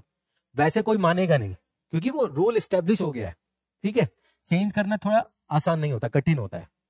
तो सब लोग फायदा उठाएंगे। कठपुतली को बिठाओ, अपने साइन लो और इज्जत से अपना काम कर लो। जंग करोगे तो नुकसान होगा। ठीक है, और दूसरा हो सकता है कि तुम बंगाल पे कब्जा कर लो, लेकिन फिर अवध वाला बोलेगा तुम बंगाल पे कैसे बैठ गए, फिर वो लड़ाई करेगा, चलता रहेगा ना। आपने मुगल बादशाह से साइन करवा ले तो काम हो गया आपका। ठीक है, तो ईस्ट इंडिया कंपनी क्या है, इलाहाबाद में इनको पेंशन भोगी बनाएगी, कैद करके रखेगी, और उसके बाद साइन वाइन जो भी काम करना है वो समझ आएगा, आगे मैं बताऊंगा सारा। चलो अगला बादशाह लिखो, अकबर 2। पहला अकबर कौन है? वही अकबर जो सुनते हो। अब है अकबर 2, 1806 से 1837। 1806 से 1837। इसमें लिखो अकबर 2 के अंदर राजा राम मोहन रॉय, सुना है नाम? राजा राम मोहन रॉय को राजा की उपाधि दी। राजा किसने बोला राजा राम मोहन रॉय को? अकबर 2 ने। ठीक है, ये सवाल आ चुका है। हाँ, राजा जो वर्ड यूज किया, किसने यूज किया था? अकबर 2 ने। किसके लिए? राम मोहन रॉय के लिए। ये कुछ सवाल आ चुका है ये, इसलिए मैं इस टॉपिक को करवा रहा हूं। 2 सवाल आ चुके हैं इस टॉपिक से। ठीक है, ठीक है, बढ़े आगे। चलो इसी में लिखो अगला, मुगल सिक्कों का चलन बंद हो गया। मुगल सिक्कों का चलन बंद हो गया। मुगल सिक्के बंद कर दिए कंपनी ने। अब देखो, अब मुगल शासनकाल के बिल्कुल एंड की तरफ लेके जा रही है कंपनी। सिक्के बंद कर दिए, अब कैद में रखा हुआ है, पेंशन पे रख दिया है। ठीक है, तो मुगलों का डिक्लाइन यहाँ शुरू हो गया, मतलब गिर रहे हैं अब। अगर आप दिल्ली जैसे शहर में बजट में IAS की तैयारी करना चाहते हैं तो इस वीडियो को एंड तक जरूर देखें। ये है बनो IAS। इसको रन करने वाले हैं UPSC qualified ex civil servant and Jamia RC alumni. यहाँ की फैकल्टी को ना केवल UPSC एग्जाम का एक्सपीरियंस है, बल्कि पढ़ाने का भी सालों का एक्सपीरियंस है। ये एक्सपर्ट फैकल्टी हर टॉपिक को अच्छे से एक्सप्लेन करते हैं, उसके बाद हर टॉपिक को डिक्टेट करते हैं, ताकि आपके पास अपने खुद के हैंड रिटन नोट्स हो। साथ ही क्लास में प्रीलिम्स और मेंस के प्रीवियस ईयर क्वेश्चन को सॉल्व किया जाता है और डिस्कस भी किया जाता है। यहाँ पे आपको सिविल सर्वेंट्स जैसे कि IAS, IRS और एक्स सिविल सर्वेंट्स साथ के साथ जामिया आरसी के एलुमनाइज आपको पर्सनल मेंटरशिप देते हैं। डेली आंसर राइटिंग जो कि सारे टॉपर्स रिकमेंड करते हैं, इस पर यहाँ पे बहुत फोकस किया जाता है जो कि बाकी कोचिंग्स में नहीं होता है। इसके साथ ही आपको मिलती है प्रीलिम्स और मेंस की टेस्ट सीरीज जो आपको एग्जाम के लिए रेडी करती है। यहाँ के अगर हाईलाइट्स की बात करें तो स्मॉल बैच साइजेस जिसमें 60 स्टूडेंट्स होते हैं और जीएस कोर्स के साथ आपको एसए और सीसैट की क्लासेस भी होती है जिसके लिए आपको अलग से पे करने की जरूरत नहीं है। और ये लोकेटेड है सुखदेव विहार मेट्रो स्टेशन के बिल्कुल सामने। तो देर किस बात की, आज ही स्टार्ट करें और अपने यूपीएससी के सपने को साकार करें। थैंक यू फॉर वॉचिंग बनो आईएएस।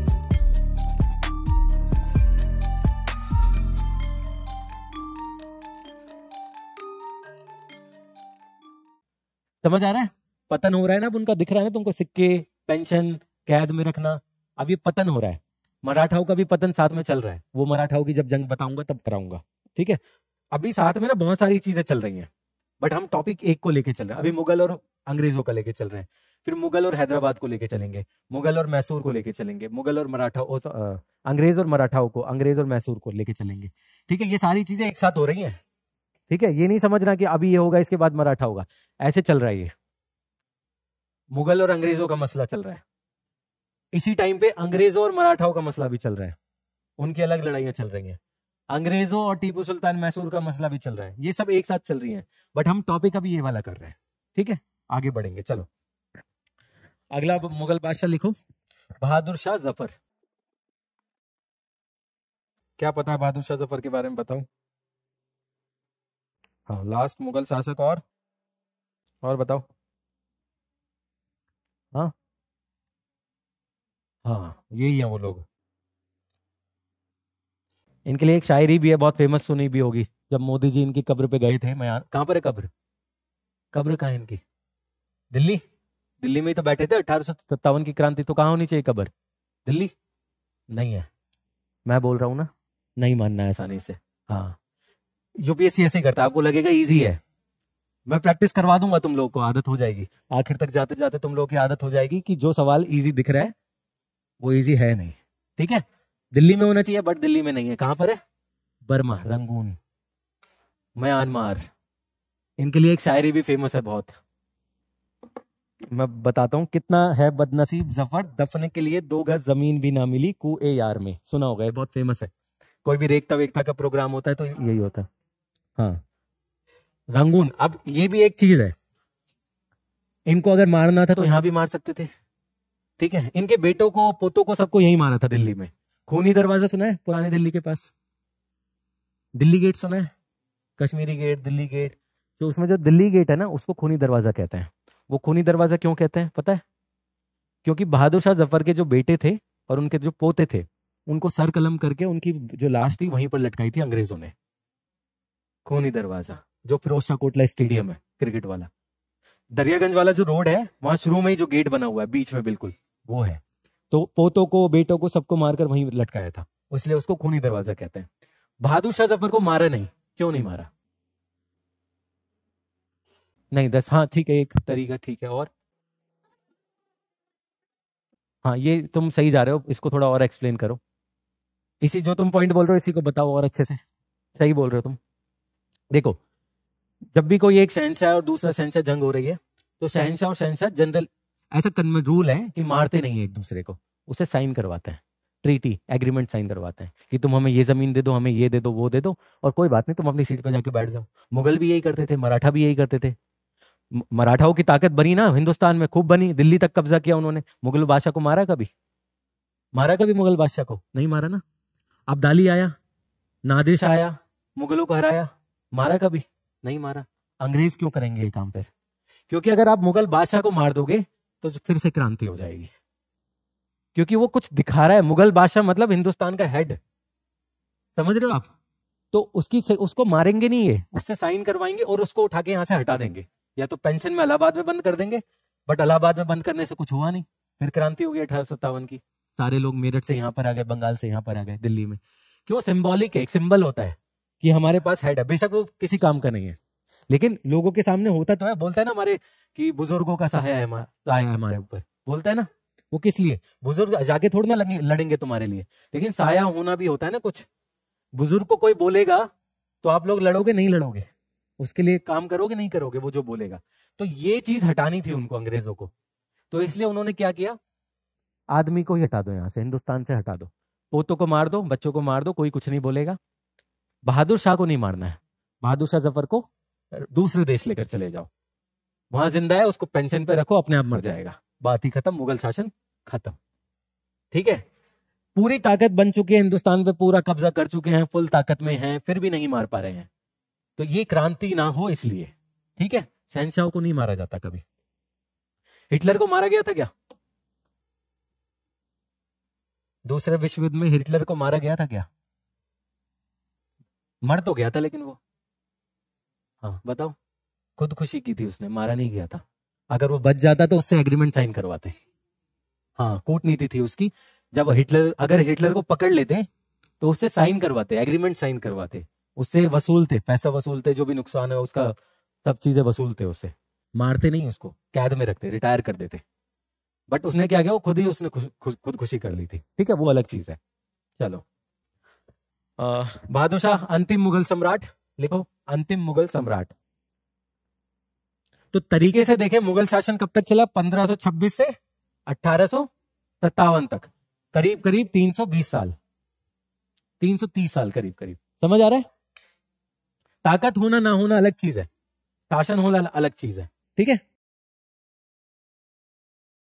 जैसे अब यूपीएससी में है, आप अपने आप को आईएएस मानो या मत मानो, कोई फर्क नहीं पड़ता, बट आईएएस बनने के लिए यूपीएससी का साइन चाहिए आपको, वैसा ही है।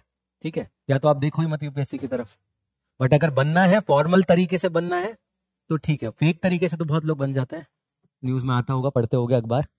ठीक है, कोई फ्रॉड हो जाता है ना, कुछ लोग फ्रॉड करने के लिए आईएएस की वो लगा लेते हैं, टैग लगा लेते हैं, गाड़ी वाड़ी रख लेते हैं, ये तो बहुत न्यूज आती है।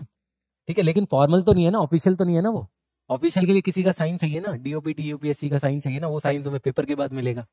तो वही मुगल साम्राज्य को समझो इस तरीके से। ठीक है, चलो, अगर क्वेश्चन ऐसे बन जाए कि मराठा साम्राज्य पहले खत्म हुआ या मुगल साम्राज्य पहले खत्म हुआ, तो कौन सा साम्राज्य पहले खत्म होता है? मराठा पहले खत्म होता है। मराठाओं का 1816 तक का एंड हो जाता है, मुगल का कब होता है? 1857। ठीक है, क्लियर है ना? आगे समझ आ जाएगा, जब आगे बढ़ेंगे ना चीजें तुमको और समझ क्लियर हो जाएगी। देखो, जो पॉलिटिक्स में हम देखते हैं वो अलग चीज है, जो हम पढ़ते हैं वो अलग चीज है, ये ध्यान रखना। यूपीएससी में फैक्ट के हिसाब से चीजें गलत नहीं करनी है। ठीक है, जो हम मीडिया में देखते हैं वो अलग, उनको मीडिया में तक ही रहने दो। ठीक है, चलो, हाँ अगला पॉइंट लिखो इसी में। 1857 की क्रांति के बाद, बहादुर शाह जफर के अंदर लिख रहे हो ना, जफर के अंदर लिख रहे हो ना। 1857 की क्रांति के बाद इन्हें बंदी बनाकर कहां भेज दिया गया? बर्मा। बर्मा लिख लो, रंगून लिख लो, म्यांमार, जो आज म्यांमार है। 2014 या 15 में जब फर्स्ट टाइम प्राइम मिनिस्टर बने थे मोदी जी, तो वहां गए थे बर्मा में। ठीक है, हाँ बर्मा, म्यांमार को ही बर्मा कहते हैं, पुराना नाम बर्मा है। अब एक टॉपिक है, लिखो टॉपिक लिखो, हेडिंग मैं कराऊंगा नहीं, सर करा देंगे, लेकिन मैं यहां लिखवा देता हूं आपको। देखो, मुगल साम्राज्य के पतन के कारण, मुगल साम्राज्य के पतन के कारण क्या क्या फैक्टर थे, क्या क्या कॉज है उसके। ठीक है, मुगल साम्राज्य के खत्म होने के क्या क्या कारण है, समझ आ रहा है? ये मध्यकालीन भारत में सर अच्छे से करा देंगे, लेकिन तुम मुझे बताओ क्या क्या हो सकता है। देखो, एक चीज मैं कॉमन पॉइंट बता रहा हूं, किसी भी साम्राज्य हो, चाहे मौर्य का हो चाहे गुप्ता का हो, हर जगह ये कॉमन रहता है, कमजोर उत्तराधिकारी। दिख रहा है ना? और क्या हो सकता है? कोर्ट की राजनीति। दिख रहा है यहां? गुप्ता में भी यही होगा, मौर्य में भी यही होगा। ठीक है, भारी आक्रमण यहां भी है, मौर्य में भी है, गुप्ता में भी है। ठीक है, तो ये 5-6 पॉइंट ऐसे ना, इसको एक कैसे बताएं आपको, एक ब्लूप्रिंट तैयार रखा करो हर सवाल का, कि इस टाइप के सवाल आएंगे तो उसमें आंसर इस टाइप में लिखना होता है। समझ आ रहा है? भारी आक्रमण कहीं भी देखो, चाहे गुप्ता का पतन देखो, चाहे मौर्य का पतन देखो, चाहे तुम मुगल का पतन देखो, या सल्तनत वालों का पतन देखो, या मराठाओं का पतन देखो। मराठाओं का पतन अब्दाली, 1761 कमजोर कर दिया, अंग्रेजों का आना। मुगलों का पतन का कारण भी वही है, गुप्ताओं के पतन का कारण हुन्स का आना, ठीक है। मौर्यास के पतन का कारण भी ऐसे इंडो ग्रीक्स वगैरह लोग हैं, ठीक है। तो ये सब कॉमन पॉइंट्स हैं, ध्यान रखना। चलो ये सर करा देंगे, इसको हम छोड़ रहे हैं, आगे बढ़ते हैं। इसमें कोई टॉपिक में दिक्कत है तो बताओ। वैसे दिक्कत वाली चीज मुझे लग नहीं रहा कुछ है इसमें, क्योंकि फैक्ट है सारे। कोई पॉइंट में दिक्कत हो रही है, कुछ नहीं समझ आ रहा है? जजिया, महसूल, वो सब कर जो है, इजारा सिस्टम, इजारा प्रणाली, समझ आ गया? इजारा प्रणाली, इजारा प्रणाली इससे पहले भी आएगा, फिरोज शाह तुगलक भी लेकर आता है इसको, मध्यकालीन भारत में करा देंगे सर, ठीक है। चलो अब टॉपिक का नाम लिखो, भारत में ब्रिटिश विस्तार। भारत में ब्रिटिश विस्तार। देखो लिखवाने का काम ज्यादा करूंगा मैं, ताकि आपकी मुख्य परीक्षा में कोई दिक्कत ना आए, मेंस वाले पे, ठीक है। भारत में ब्रिटिश विस्तार या ब्रिटिश सत्ता का विस्तार, जो भी लिखना चाहो अपने हिसाब से लिख लो, ठीक है। अब लिखो, देखो जैसे सवाल आंसर आप लिखते हो ना, उत्तर लिखते हो आप, उसमें इंट्रो होता है, फिर बॉडी पार्ट होता है, फिर लास्ट में कंक्लूजन होता है, निष्कर्ष क्या निकाला, परिचय शुरू में होता है, उसी फॉर्म में लिखवाऊंगा मैं। लिखो, ब्रिटिश शासन की स्थापना, ब्रिटिश शासन की स्थापना 18वीं शताब्दी में शुरू हुई। 18वीं शताब्दी में शुरू हुई, जो भारतीय इतिहास में, जो भारतीय इतिहास में एक नए युग की शुरुआत का प्रतीक है। शुरुआत का प्रतीक है। आगे लिखो, ठीक है। ईस्ट इंडिया कंपनी को EIC लिख लो। ईस्ट इंडिया कंपनी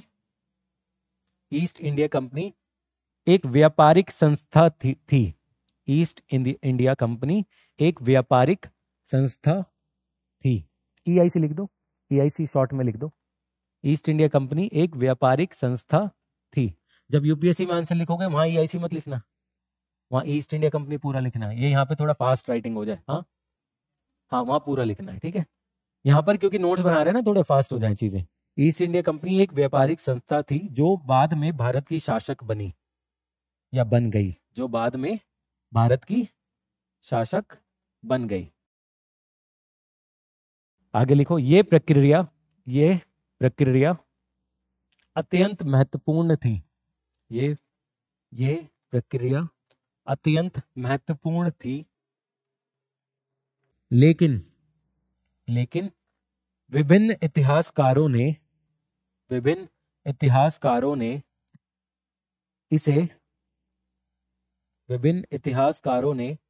इसे अलग अलग ढंग से समझाया है। अलग अलग ढंग से समझाया है मीन सबकी प्रतिक्रिया अलग अलग है। सब कोई कुछ बोल रहा है क्यों बना, कोई कुछ और बोल रहा है, ठीक है। इतिहासकारों का काम यही तो है ना, अपना ओपिनियन देना, अपनी प्रतिक्रिया करना कि ऐसे हुआ वैसे हुआ, उनका काम यही है। आगे लिखो, परिणाम स्वरूप इसकी स्थापना को लेकर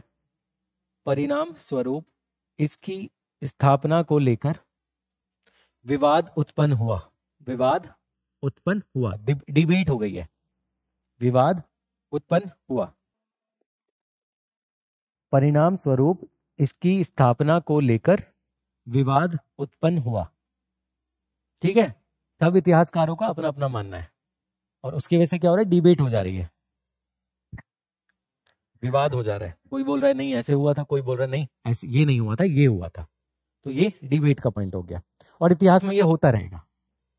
अकबर ने दीन इलाही सिस्टम लेकर आया तो वो एक धार्मिक सिस्टम था।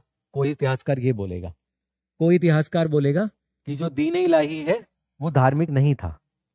यही विवाद मौर्य में कौन है सबसे फेमस? और अशोक। तो अशोक भी लेकर आता है धम्मा की पॉलिसी, तो उसमें भी विवाद है कि वो धार्मिक पॉलिसी थी या अधार्मिक थी। ये चलता रहता है, इतिहास में ये होता रहता है। ठीक है, चलो आगे नेक्स्ट पॉइंट लिखो। सर जॉन सीले, सर जॉन सीले, इनका आर्गुमेंट क्या है? इनकी टिप्पणी के बारे में बता रहा हूं, क्या टिप्पणी कर रहे हैं ये लोग। ये इनमें लिखो, अंग्रेजों द्वारा, क्या बोला इन्होंने? अंग्रेजों द्वारा भारत की विजय, अंग्रेजों द्वारा भारत की विजय जितनी अनजाने में हुई, जितनी अनजाने में हुई कॉमा, उतनी अनजाने में कभी कोई महान कार्य नहीं हुआ। अंग्रेजों द्वारा भारत की विजय जितनी अनजाने में हुई, उतनी अनजाने में कोई भी महान कार्य नहीं हुआ। कौन कह रहा है ये? जॉन सीले। मतलब कोई प्लानिंग नहीं थी, जो ब्रिटानी लोग हैं उनकी कोई प्लानिंग नहीं थी हिंदुस्तान पे कब्जा करने की, ये कह रहा है। ठीक है, तो जो हमारे दूसरे इतिहासकार है, जो इंडियन इतिहासकार हैं, भारतीय इतिहासकार, वो इसको अगेंस्ट में जाएंगे, इस पॉइंट के नहीं जाएंगे। ये बोल रहा है अनजाने में हो गया, हम आए और अनजाने में हम यहाँ के बादशाह बन गए। ठीक है, ये कौन कह रहा है? Sir John सीले।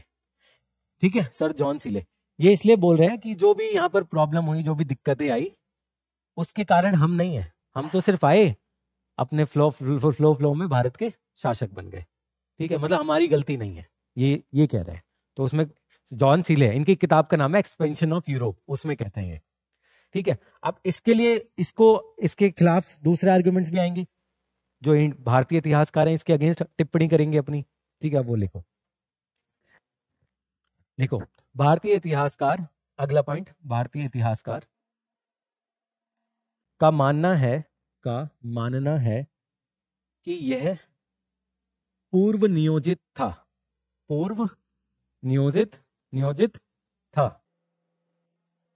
इसी में लिखो, इनका तर्क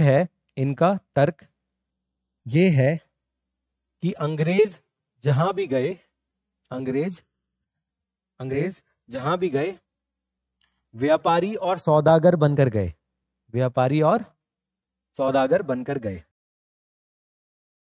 और जब भी मौका मिला या अवसर मिला तो वह शासक बन गए।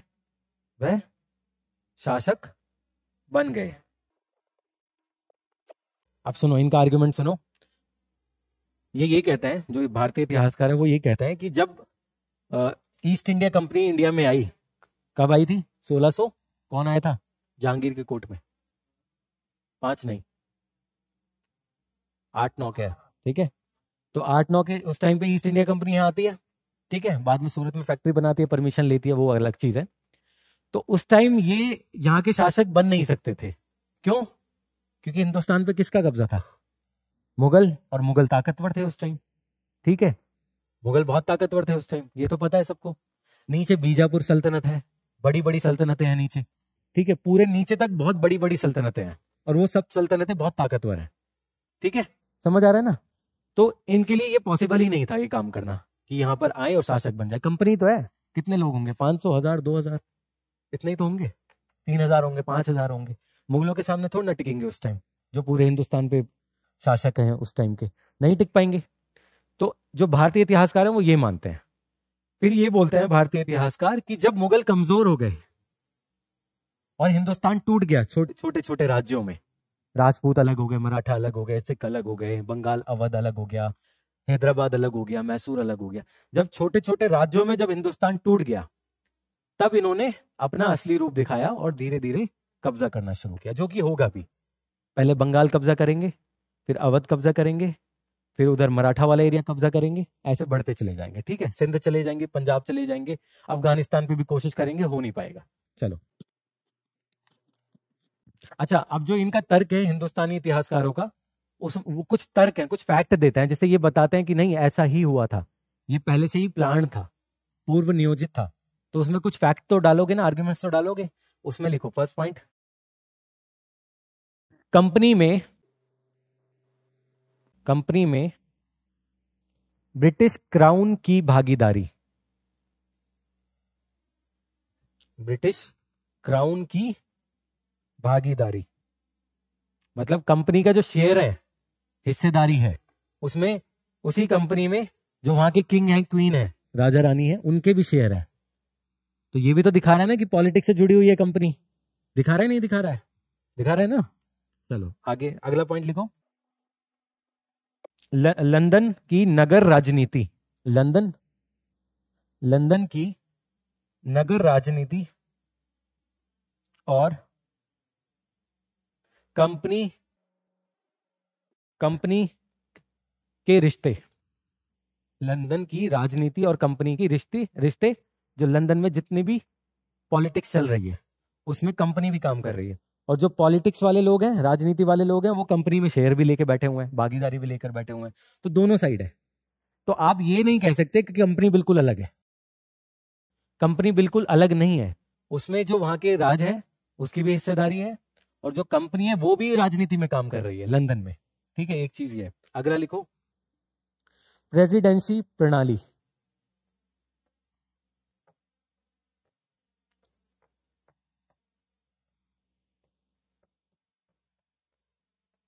प्रेसिडेंसी प्रणाली, प्रेसिडेंसी एक सिस्टम है। जैसे बॉम्बे प्रेसिडेंसी बना दी इन्होंने। जैसे हमारे क्या होता है, महाराष्ट्र स्टेट, राज्य महाराष्ट्र का, उत्तर प्रदेश एक राज्य है, उत्तर प्रदेश एक स्टेट है।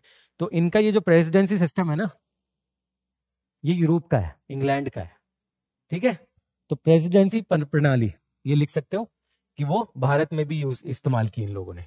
ये अपने हिसाब से लिख लेना। ठीक है, समझ आ रहा है ना, ये वर्ड आना जरूरी है।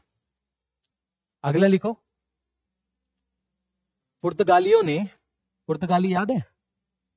पुर्तगालियों ने बॉम्बे आज कहाँ है? बॉम्बे को अंग्रेजों को उपहार में दिया। पुर्तगालियों ने बॉम्बे को उपहार में दिया अंग्रेजों को। सिंपल है, दहेज में दिया। वो लिखना नहीं, उपहार ही लिखना तुम। ठीक है, जो किंग होता है पुर्तगालियों की, जो प्रिंसेस है, उसकी शादी होती है किंग ऑफ इंग्लैंड से। तो उसमें ये पुर्तगाली के पास बॉम्बे का कंट्रोल है, गोवा का भी कंट्रोल है। तो बॉम्बे वाला जो हिस्सा है वो किसको दे देता है? अंग्रेजों को। अब ये जो बॉम्बे वाला हिस्सा किसको मिला है? ब्रिटिश क्राउन को मिला है, किंग को मिला है। वो किंग क्या करता है, वो हिस्सा बॉम्बे किसको दे देता है? कंपनी को। मतलब रिश्तेदारी है इनकी आपस में, कंपनी और क्राउन की। ठीक है, तो क्या लिखा है उसमें आपने? उपहार में दिया, जो आगे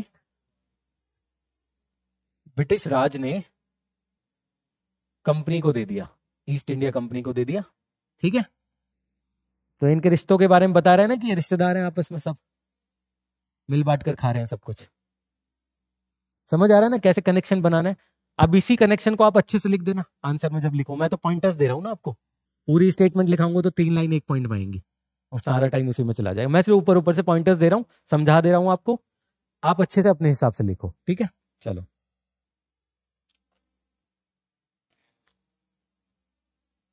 अगला हेडिंग दो, भारत में ब्रिटिश शासन की विभिन्न चरण। भारत में ब्रिटिश शासन के विभिन्न चरण, फेजेस हैं अलग अलग। पहला लिखो, प्रथम चरण 1608 से लेके 1746। प्रथम चरण कब होता है? 1608 से लेके 1608 पर याद आया, वो आता है ना, हॉकिंस आता है, याद है ना 1608 में? हाँ, 1746 तक। इसमें लिखो, उद्देश्य केवल व्यापार। क्या उद्देश्य है इनका? सिर्फ व्यापार करना। अभी कुछ इधर उधर राजनीति नहीं करना है। व्यापार करो, परमिशन लो, दस्तक लो, ठीक है, और व्यापार करो, और कुछ नहीं करना है। राजनीति में नहीं पड़ना है, कोई भी सैन्य गतिविधियों में नहीं पड़ना है। लिख लो इसमें, किसी भी सैन्य गतिविधियों में भाग नहीं लेना। किसी भी सैन्य गतिविधियों में भाग नहीं लेना। इसी में आगे लिखो केवल व्यापारिक छूट, केवल व्यापारिक छूट और सुविधाएं प्राप्त करना, केवल व्यापारिक छूट और सुविधाएं प्राप्त करना। जो भी किंग है, रूलर है, उनसे परमिशन लेना। दस्तक वस्तक याद है ना, पीछे लिखवाया हूं। तो केवल व्यापारिक छूट और सुविधाएं प्राप्त करना। जो यहाँ पे जो भी राजा बैठे हुए हैं, जो भी शासक है, उनसे छूट लेनी है, सुविधाएं प्राप्त करनी है, परमिशन लेनी है। दस्तक पीछे लिखवा चुका हूं, उदाहरण के तौर पे दस्तक लिख सकते हो आप अगर लिखना चाहो, वैसे पीछे लिखवा चुका हूं। ठीक है, वही चीज है। द्वितीय चरण लिखो, दूसरा चरण, द्वितीय या दूसरा चरण 1746 से 1813, 1746 से 1813। इस चरण में परिस्थितियों के अनुसार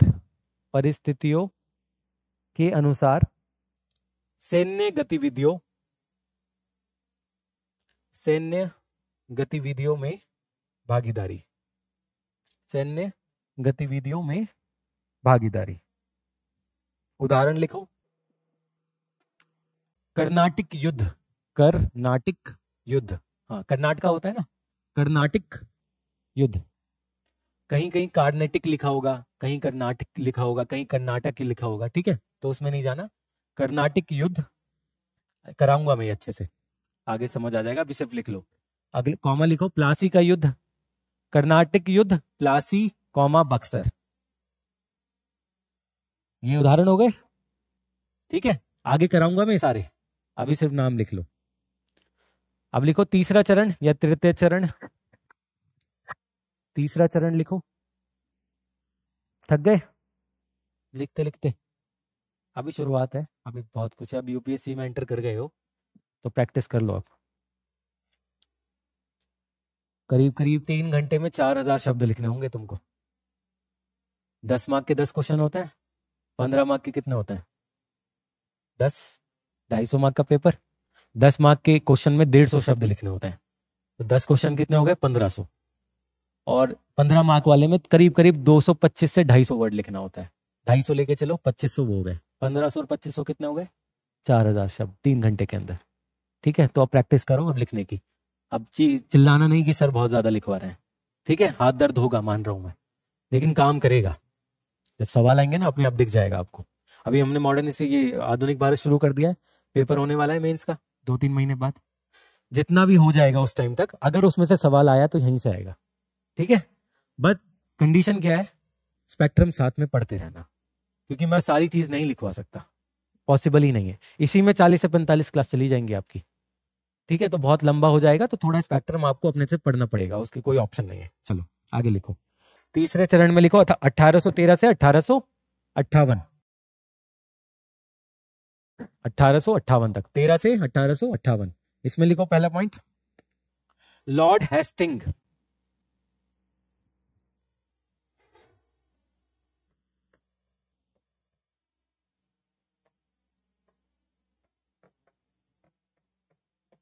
लॉर्ड हेस्टिंग 1813 में आता है लॉर्ड हेस्टिंग। तो इस चरण की शुरुआत कहां से हो रही है? लॉर्ड हेस्टिंग के आगमन से। लिख लो अपने हिसाब से, लॉर्ड हेस्टिंग का आगमन 1813 में गवर्नर बनता है ये, ठीक है। इसमें लिखो अगला पॉइंट, लिखो ब्रिटिश सर्वोच्चता। लिख लोगे? ब्रिटिश सर्वोच्चता की मांग, ब्रिटिश सर्वोच्चता की मांग, ब्रैकेट में लिख लो ब्रिटिश पैरामाउंसी।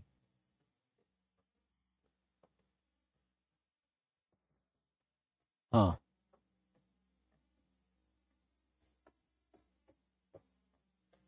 सर्वोच्चता नहीं, सर्वोच्चता, सर्वोच्चता की मांग, ब्रिटिश ब्रैकेट में क्या लिखोगे? पैरामाउंसी। तो ये पैरामाउंसी वाला जो टॉपिक है या सर्वोच्चता वाला आइडिया है, कौन लेकर आ रहा है? गवर्नर कौन? Lord Hastings. ध्यान रखना, पीटी में आ सकता है, ठीक है। इस टॉपिक को समझ लो, सर्वोच्चता की बात क्या है। अभी 1813 तक आते आते इन लोगों ने बंगाल के नवाब को हरा दिया, अवध के नवाब को हरा दिया, हैदराबाद के निजाम से दोस्ती कर ली, मराठाओं को भी हरा दिया, मैसूर को भी हरा दिया, मुगल किंग शाह आलम को भी हरा दिया, सबको हरा दिया। तकरीबन जो भी ताकत है भारत में तकरीबन सभी को हरा देते हैं। सिख विक बचेंगे उनको बाद में हरा देंगे। तो अब ये क्या बोल रहे हैं कि अब हम कोई कंपनी वंपनी वाले उसमें नहीं है कि सिर्फ व्यापारी नहीं है हम, अब हम हमारा स्टेटस बढ़ गया, ऊंचा हो गया, उच्च स्तरीय लेवल पर चला गया है। ठीक है, तो अब ये क्या बोलेंगे, हम सर्वोच्च ताकत है यहाँ पर, सबसे ऊपर वाली ताकत। तो इस चीज को आप मानो। इसीलिए ये अकबर से जो शहनशाह, मुगल शहनशाह, अकबर का देखो काल का कौन से उसमें है, अकबर का लिखवाया था ना, अकबर 2 शासनकाल देखो उनका, पीछे लिखवा चुका हूं मैं। 1806 से 37 तक है ना, तो 1813 उसी टाइम में आ रहा है।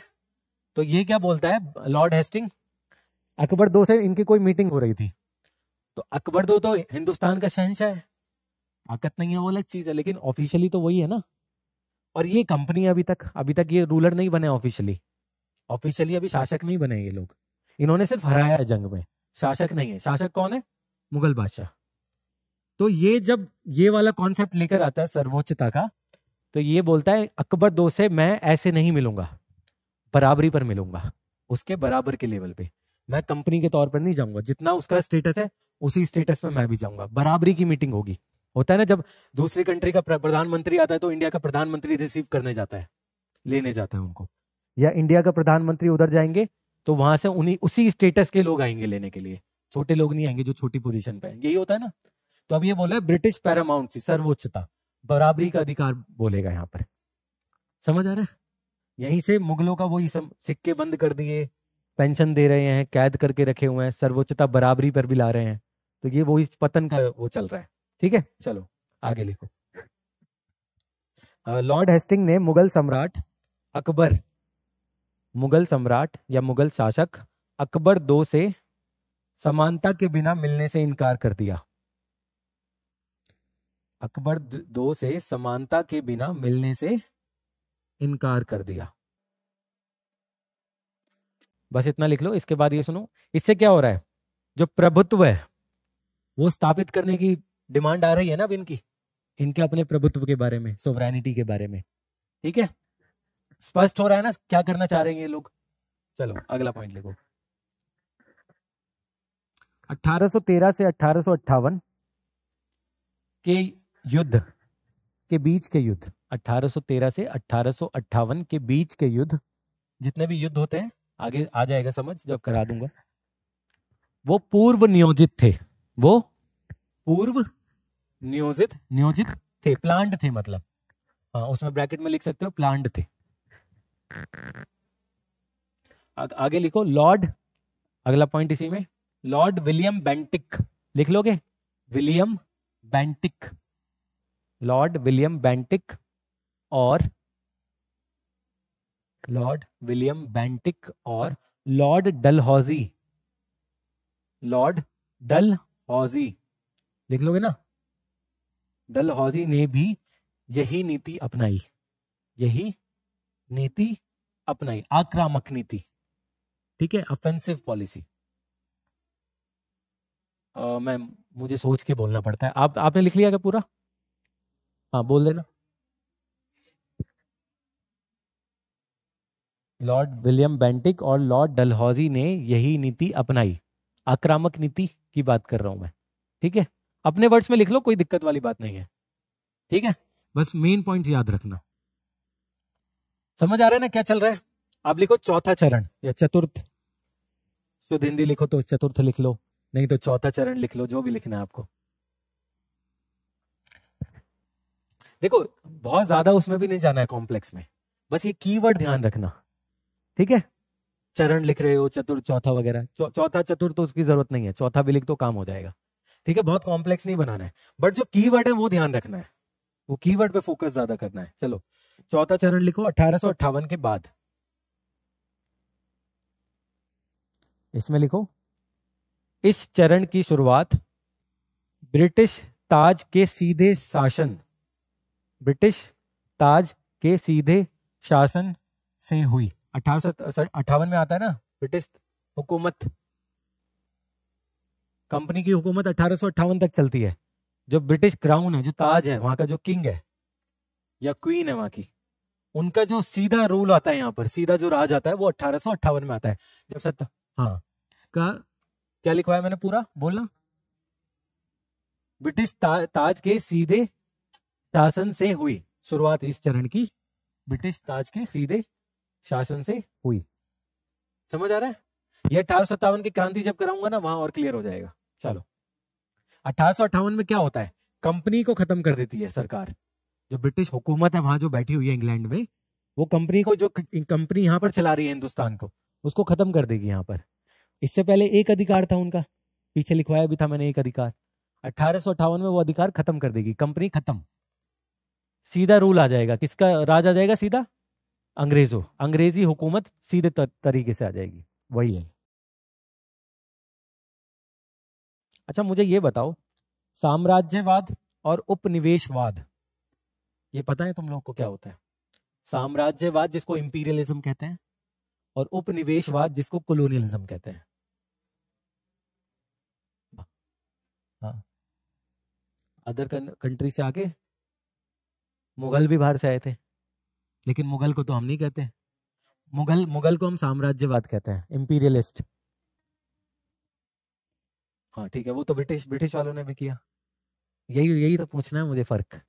दो सही हो तुम दोनों एक हद तक, ठीक है, एक हद तक ठीक हो, गलत नहीं हो। साम्राज्यवाद मुगल है, ठीक है, जो मुगल शासक आए यहाँ पर, तुर्क लोग आए, वो साम्राज्यवाद है। उपनिवेशवाद ब्रिटिश वाले हैं। अब थोड़ा सोचो दोनों में फर्क क्या है। हाँ यस, हाँ यस। और उपनिवेशवाद यहां से लूट कर लेकर गए, यही। यस यही है, बिल्कुल एग्जैक्ट यही है, ठीक है। इसकी मैं लिखवाऊंगा अच्छे से, प्रॉपर हिंदी में लिखवाऊंगा, लेकिन समझने के लिए ये बिल्कुल बेस्ट तरीका है। साम्राज्यवाद कोई भी आक्रमणकारी कोई भी हो सकता है, मुगल हो, तुर्क हो, हून हो, कुछ भी हो। वो बाहर से आई, यहीं पर बस गए, जो भी काम किया, अच्छा किया हो, अच्छा लगे या बुरा लगे, उससे फर्क नहीं पड़ता, जो भी किया यहीं किया, यहीं बसना है। ये घर बनाया उन्होंने। तो मुगले आजम, जोधा अकबर जो मूवी है उसमें देखोगे तो शुरू में जब अमिताभ की कमेंट्री आती है थोड़ी सी उसमें, वो शुरू में यही होता है, मुगलों ने भारत को सींचा और इसको अपना घर बनाया। ये पहली स्टेटमेंट यहीं से शुरू होती है पिक्चर, ठीक है, जोधा अकबर। तो यहां पर आकर बस गए वो। अब ऐसा नहीं है वो समरकंद वापस यहां से सारा वो लूट कर समरकंद लेकर गए। कभी गए समरकंद वापस? वो नहीं गए ना, यहीं दफन हो गए, यहीं मर गए। बहादुर शाह जफर, ठीक है, उनको तो बर्मा ही लेके चले गए अंग्रेज, यहीं रहे ना। अकबर हो, औरंगजेब हो, कुछ भी हो, सब यहीं मरे, ठीक है।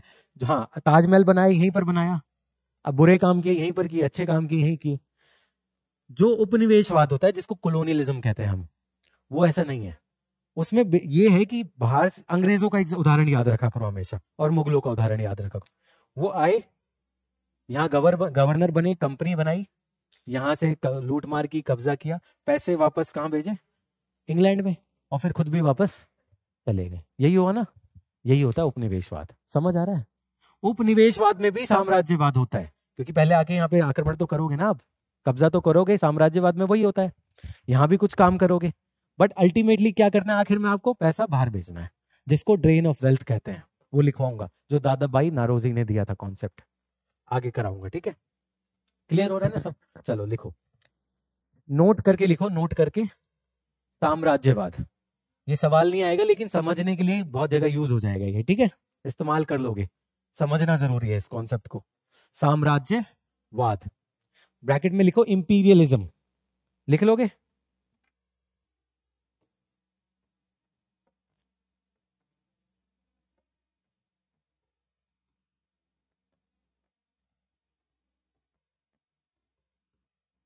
इंपीरियलिज्म, दोनों वर्ड लिख लो ताकि कंफ्यूजन ना हो, कोई पूछे तो।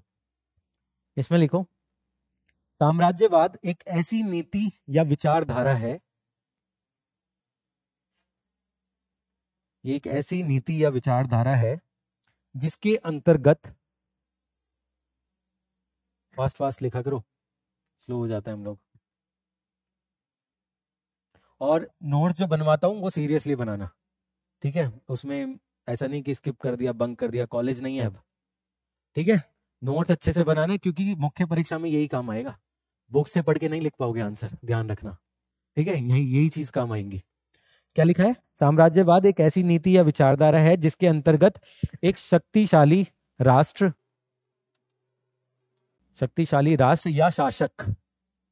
या शासक किसी कमजोर देश या क्षेत्र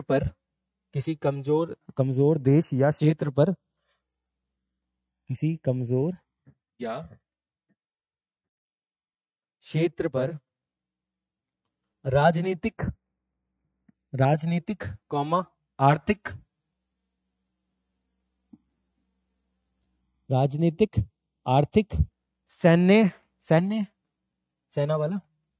सैन्य या सांस्कृतिक वर्चस्व के माध्यम से नियंत्रण स्थापित करते हैं या करता है। नियंत्रण स्थापित करता है। इसमें जो कमजोर वर्ड लिखा है ना वो हटा दो, सिंपल लिखो दूसरे देश या क्षेत्र पर, ठीक है। कमजोर वाला वर्ड हटा दो क्योंकि वो ठीक नहीं है लिखने के लिए, ठीक है। कमजोर वाला वर्ड हटा दो, दूसरे देश या दूसरे क्षेत्र पर, ये ठीक रहेगा, ठीक है। चलो समझ आ गया साम्राज्यवाद। उदाहरण के तौर पे क्या लिखोगे? तुर्क मुगल लिख लो। भारत में तुर्कों का आक्रमण या मुगलों का राज, जो भी लिखना है आपको लिख लो।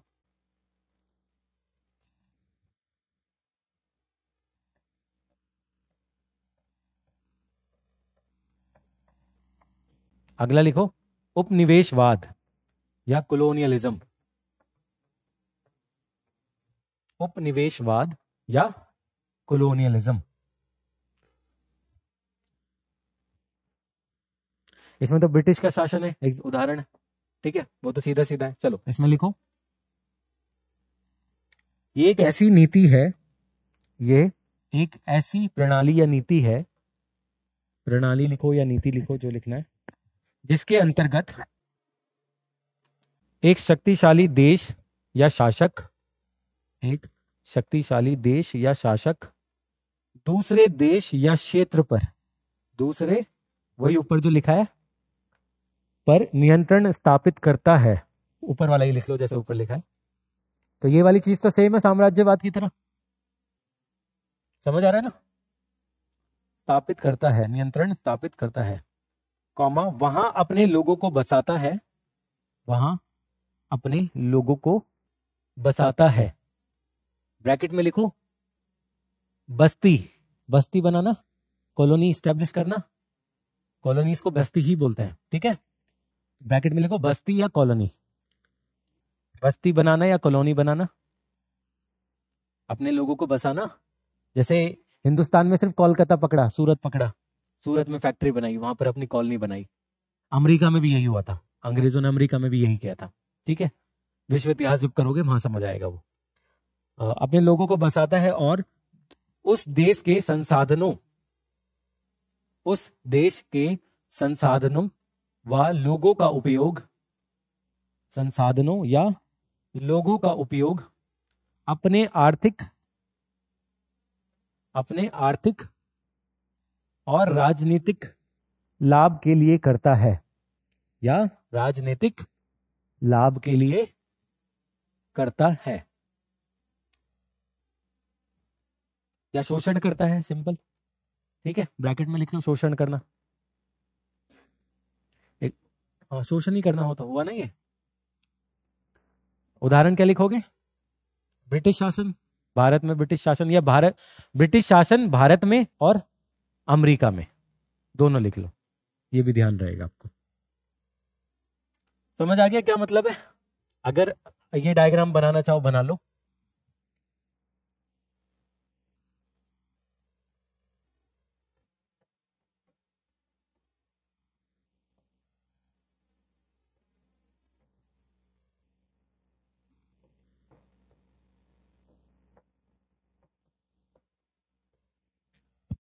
समझ आ रहा है क्या बनाया मैंने? हाँ, साम्राज्यवाद छोटी चीज है और उपनिवेशवाद के ही अंदर साम्राज्यवाद भी आता है, बट वो बड़ी अप्रोच है। समझ आ रहा है?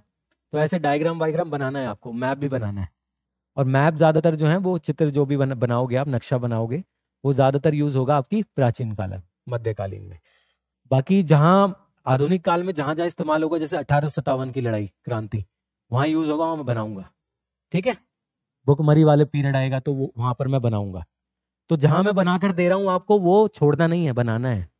ठीक है, वो एक 5 नंबर आ रहे हैं 10 में से, तो 5.5 मार्क लेने के लिए थोड़ा सा स्पेशल करना पड़ेगा आपको।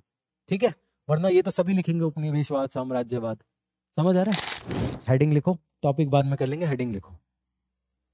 ब्रिटिश शासन की स्थापना में, ब्रिटिश शासन की स्थापना में जटिल सत्ता संघर्ष की भूमिका, जटिल सत्ता और संघर्ष की भूमिका, simple role of complex power struggle. मतलब जो ब्रिटिश शासन बन रहा है उसके जो एक कारण है वो जटिल सत्ता है, जो यहाँ पर इशू चल रहे हैं, जो हिंदुस्तान में प्रॉब्लम है, दिक्कतें हैं। तो ये क्वेश्चन 10 मार्क का आ चुका है। 2017 या 18 का पहला ही कुछ सवाल था ये। ठीक है, तो इसको हम अच्छे से करेंगे।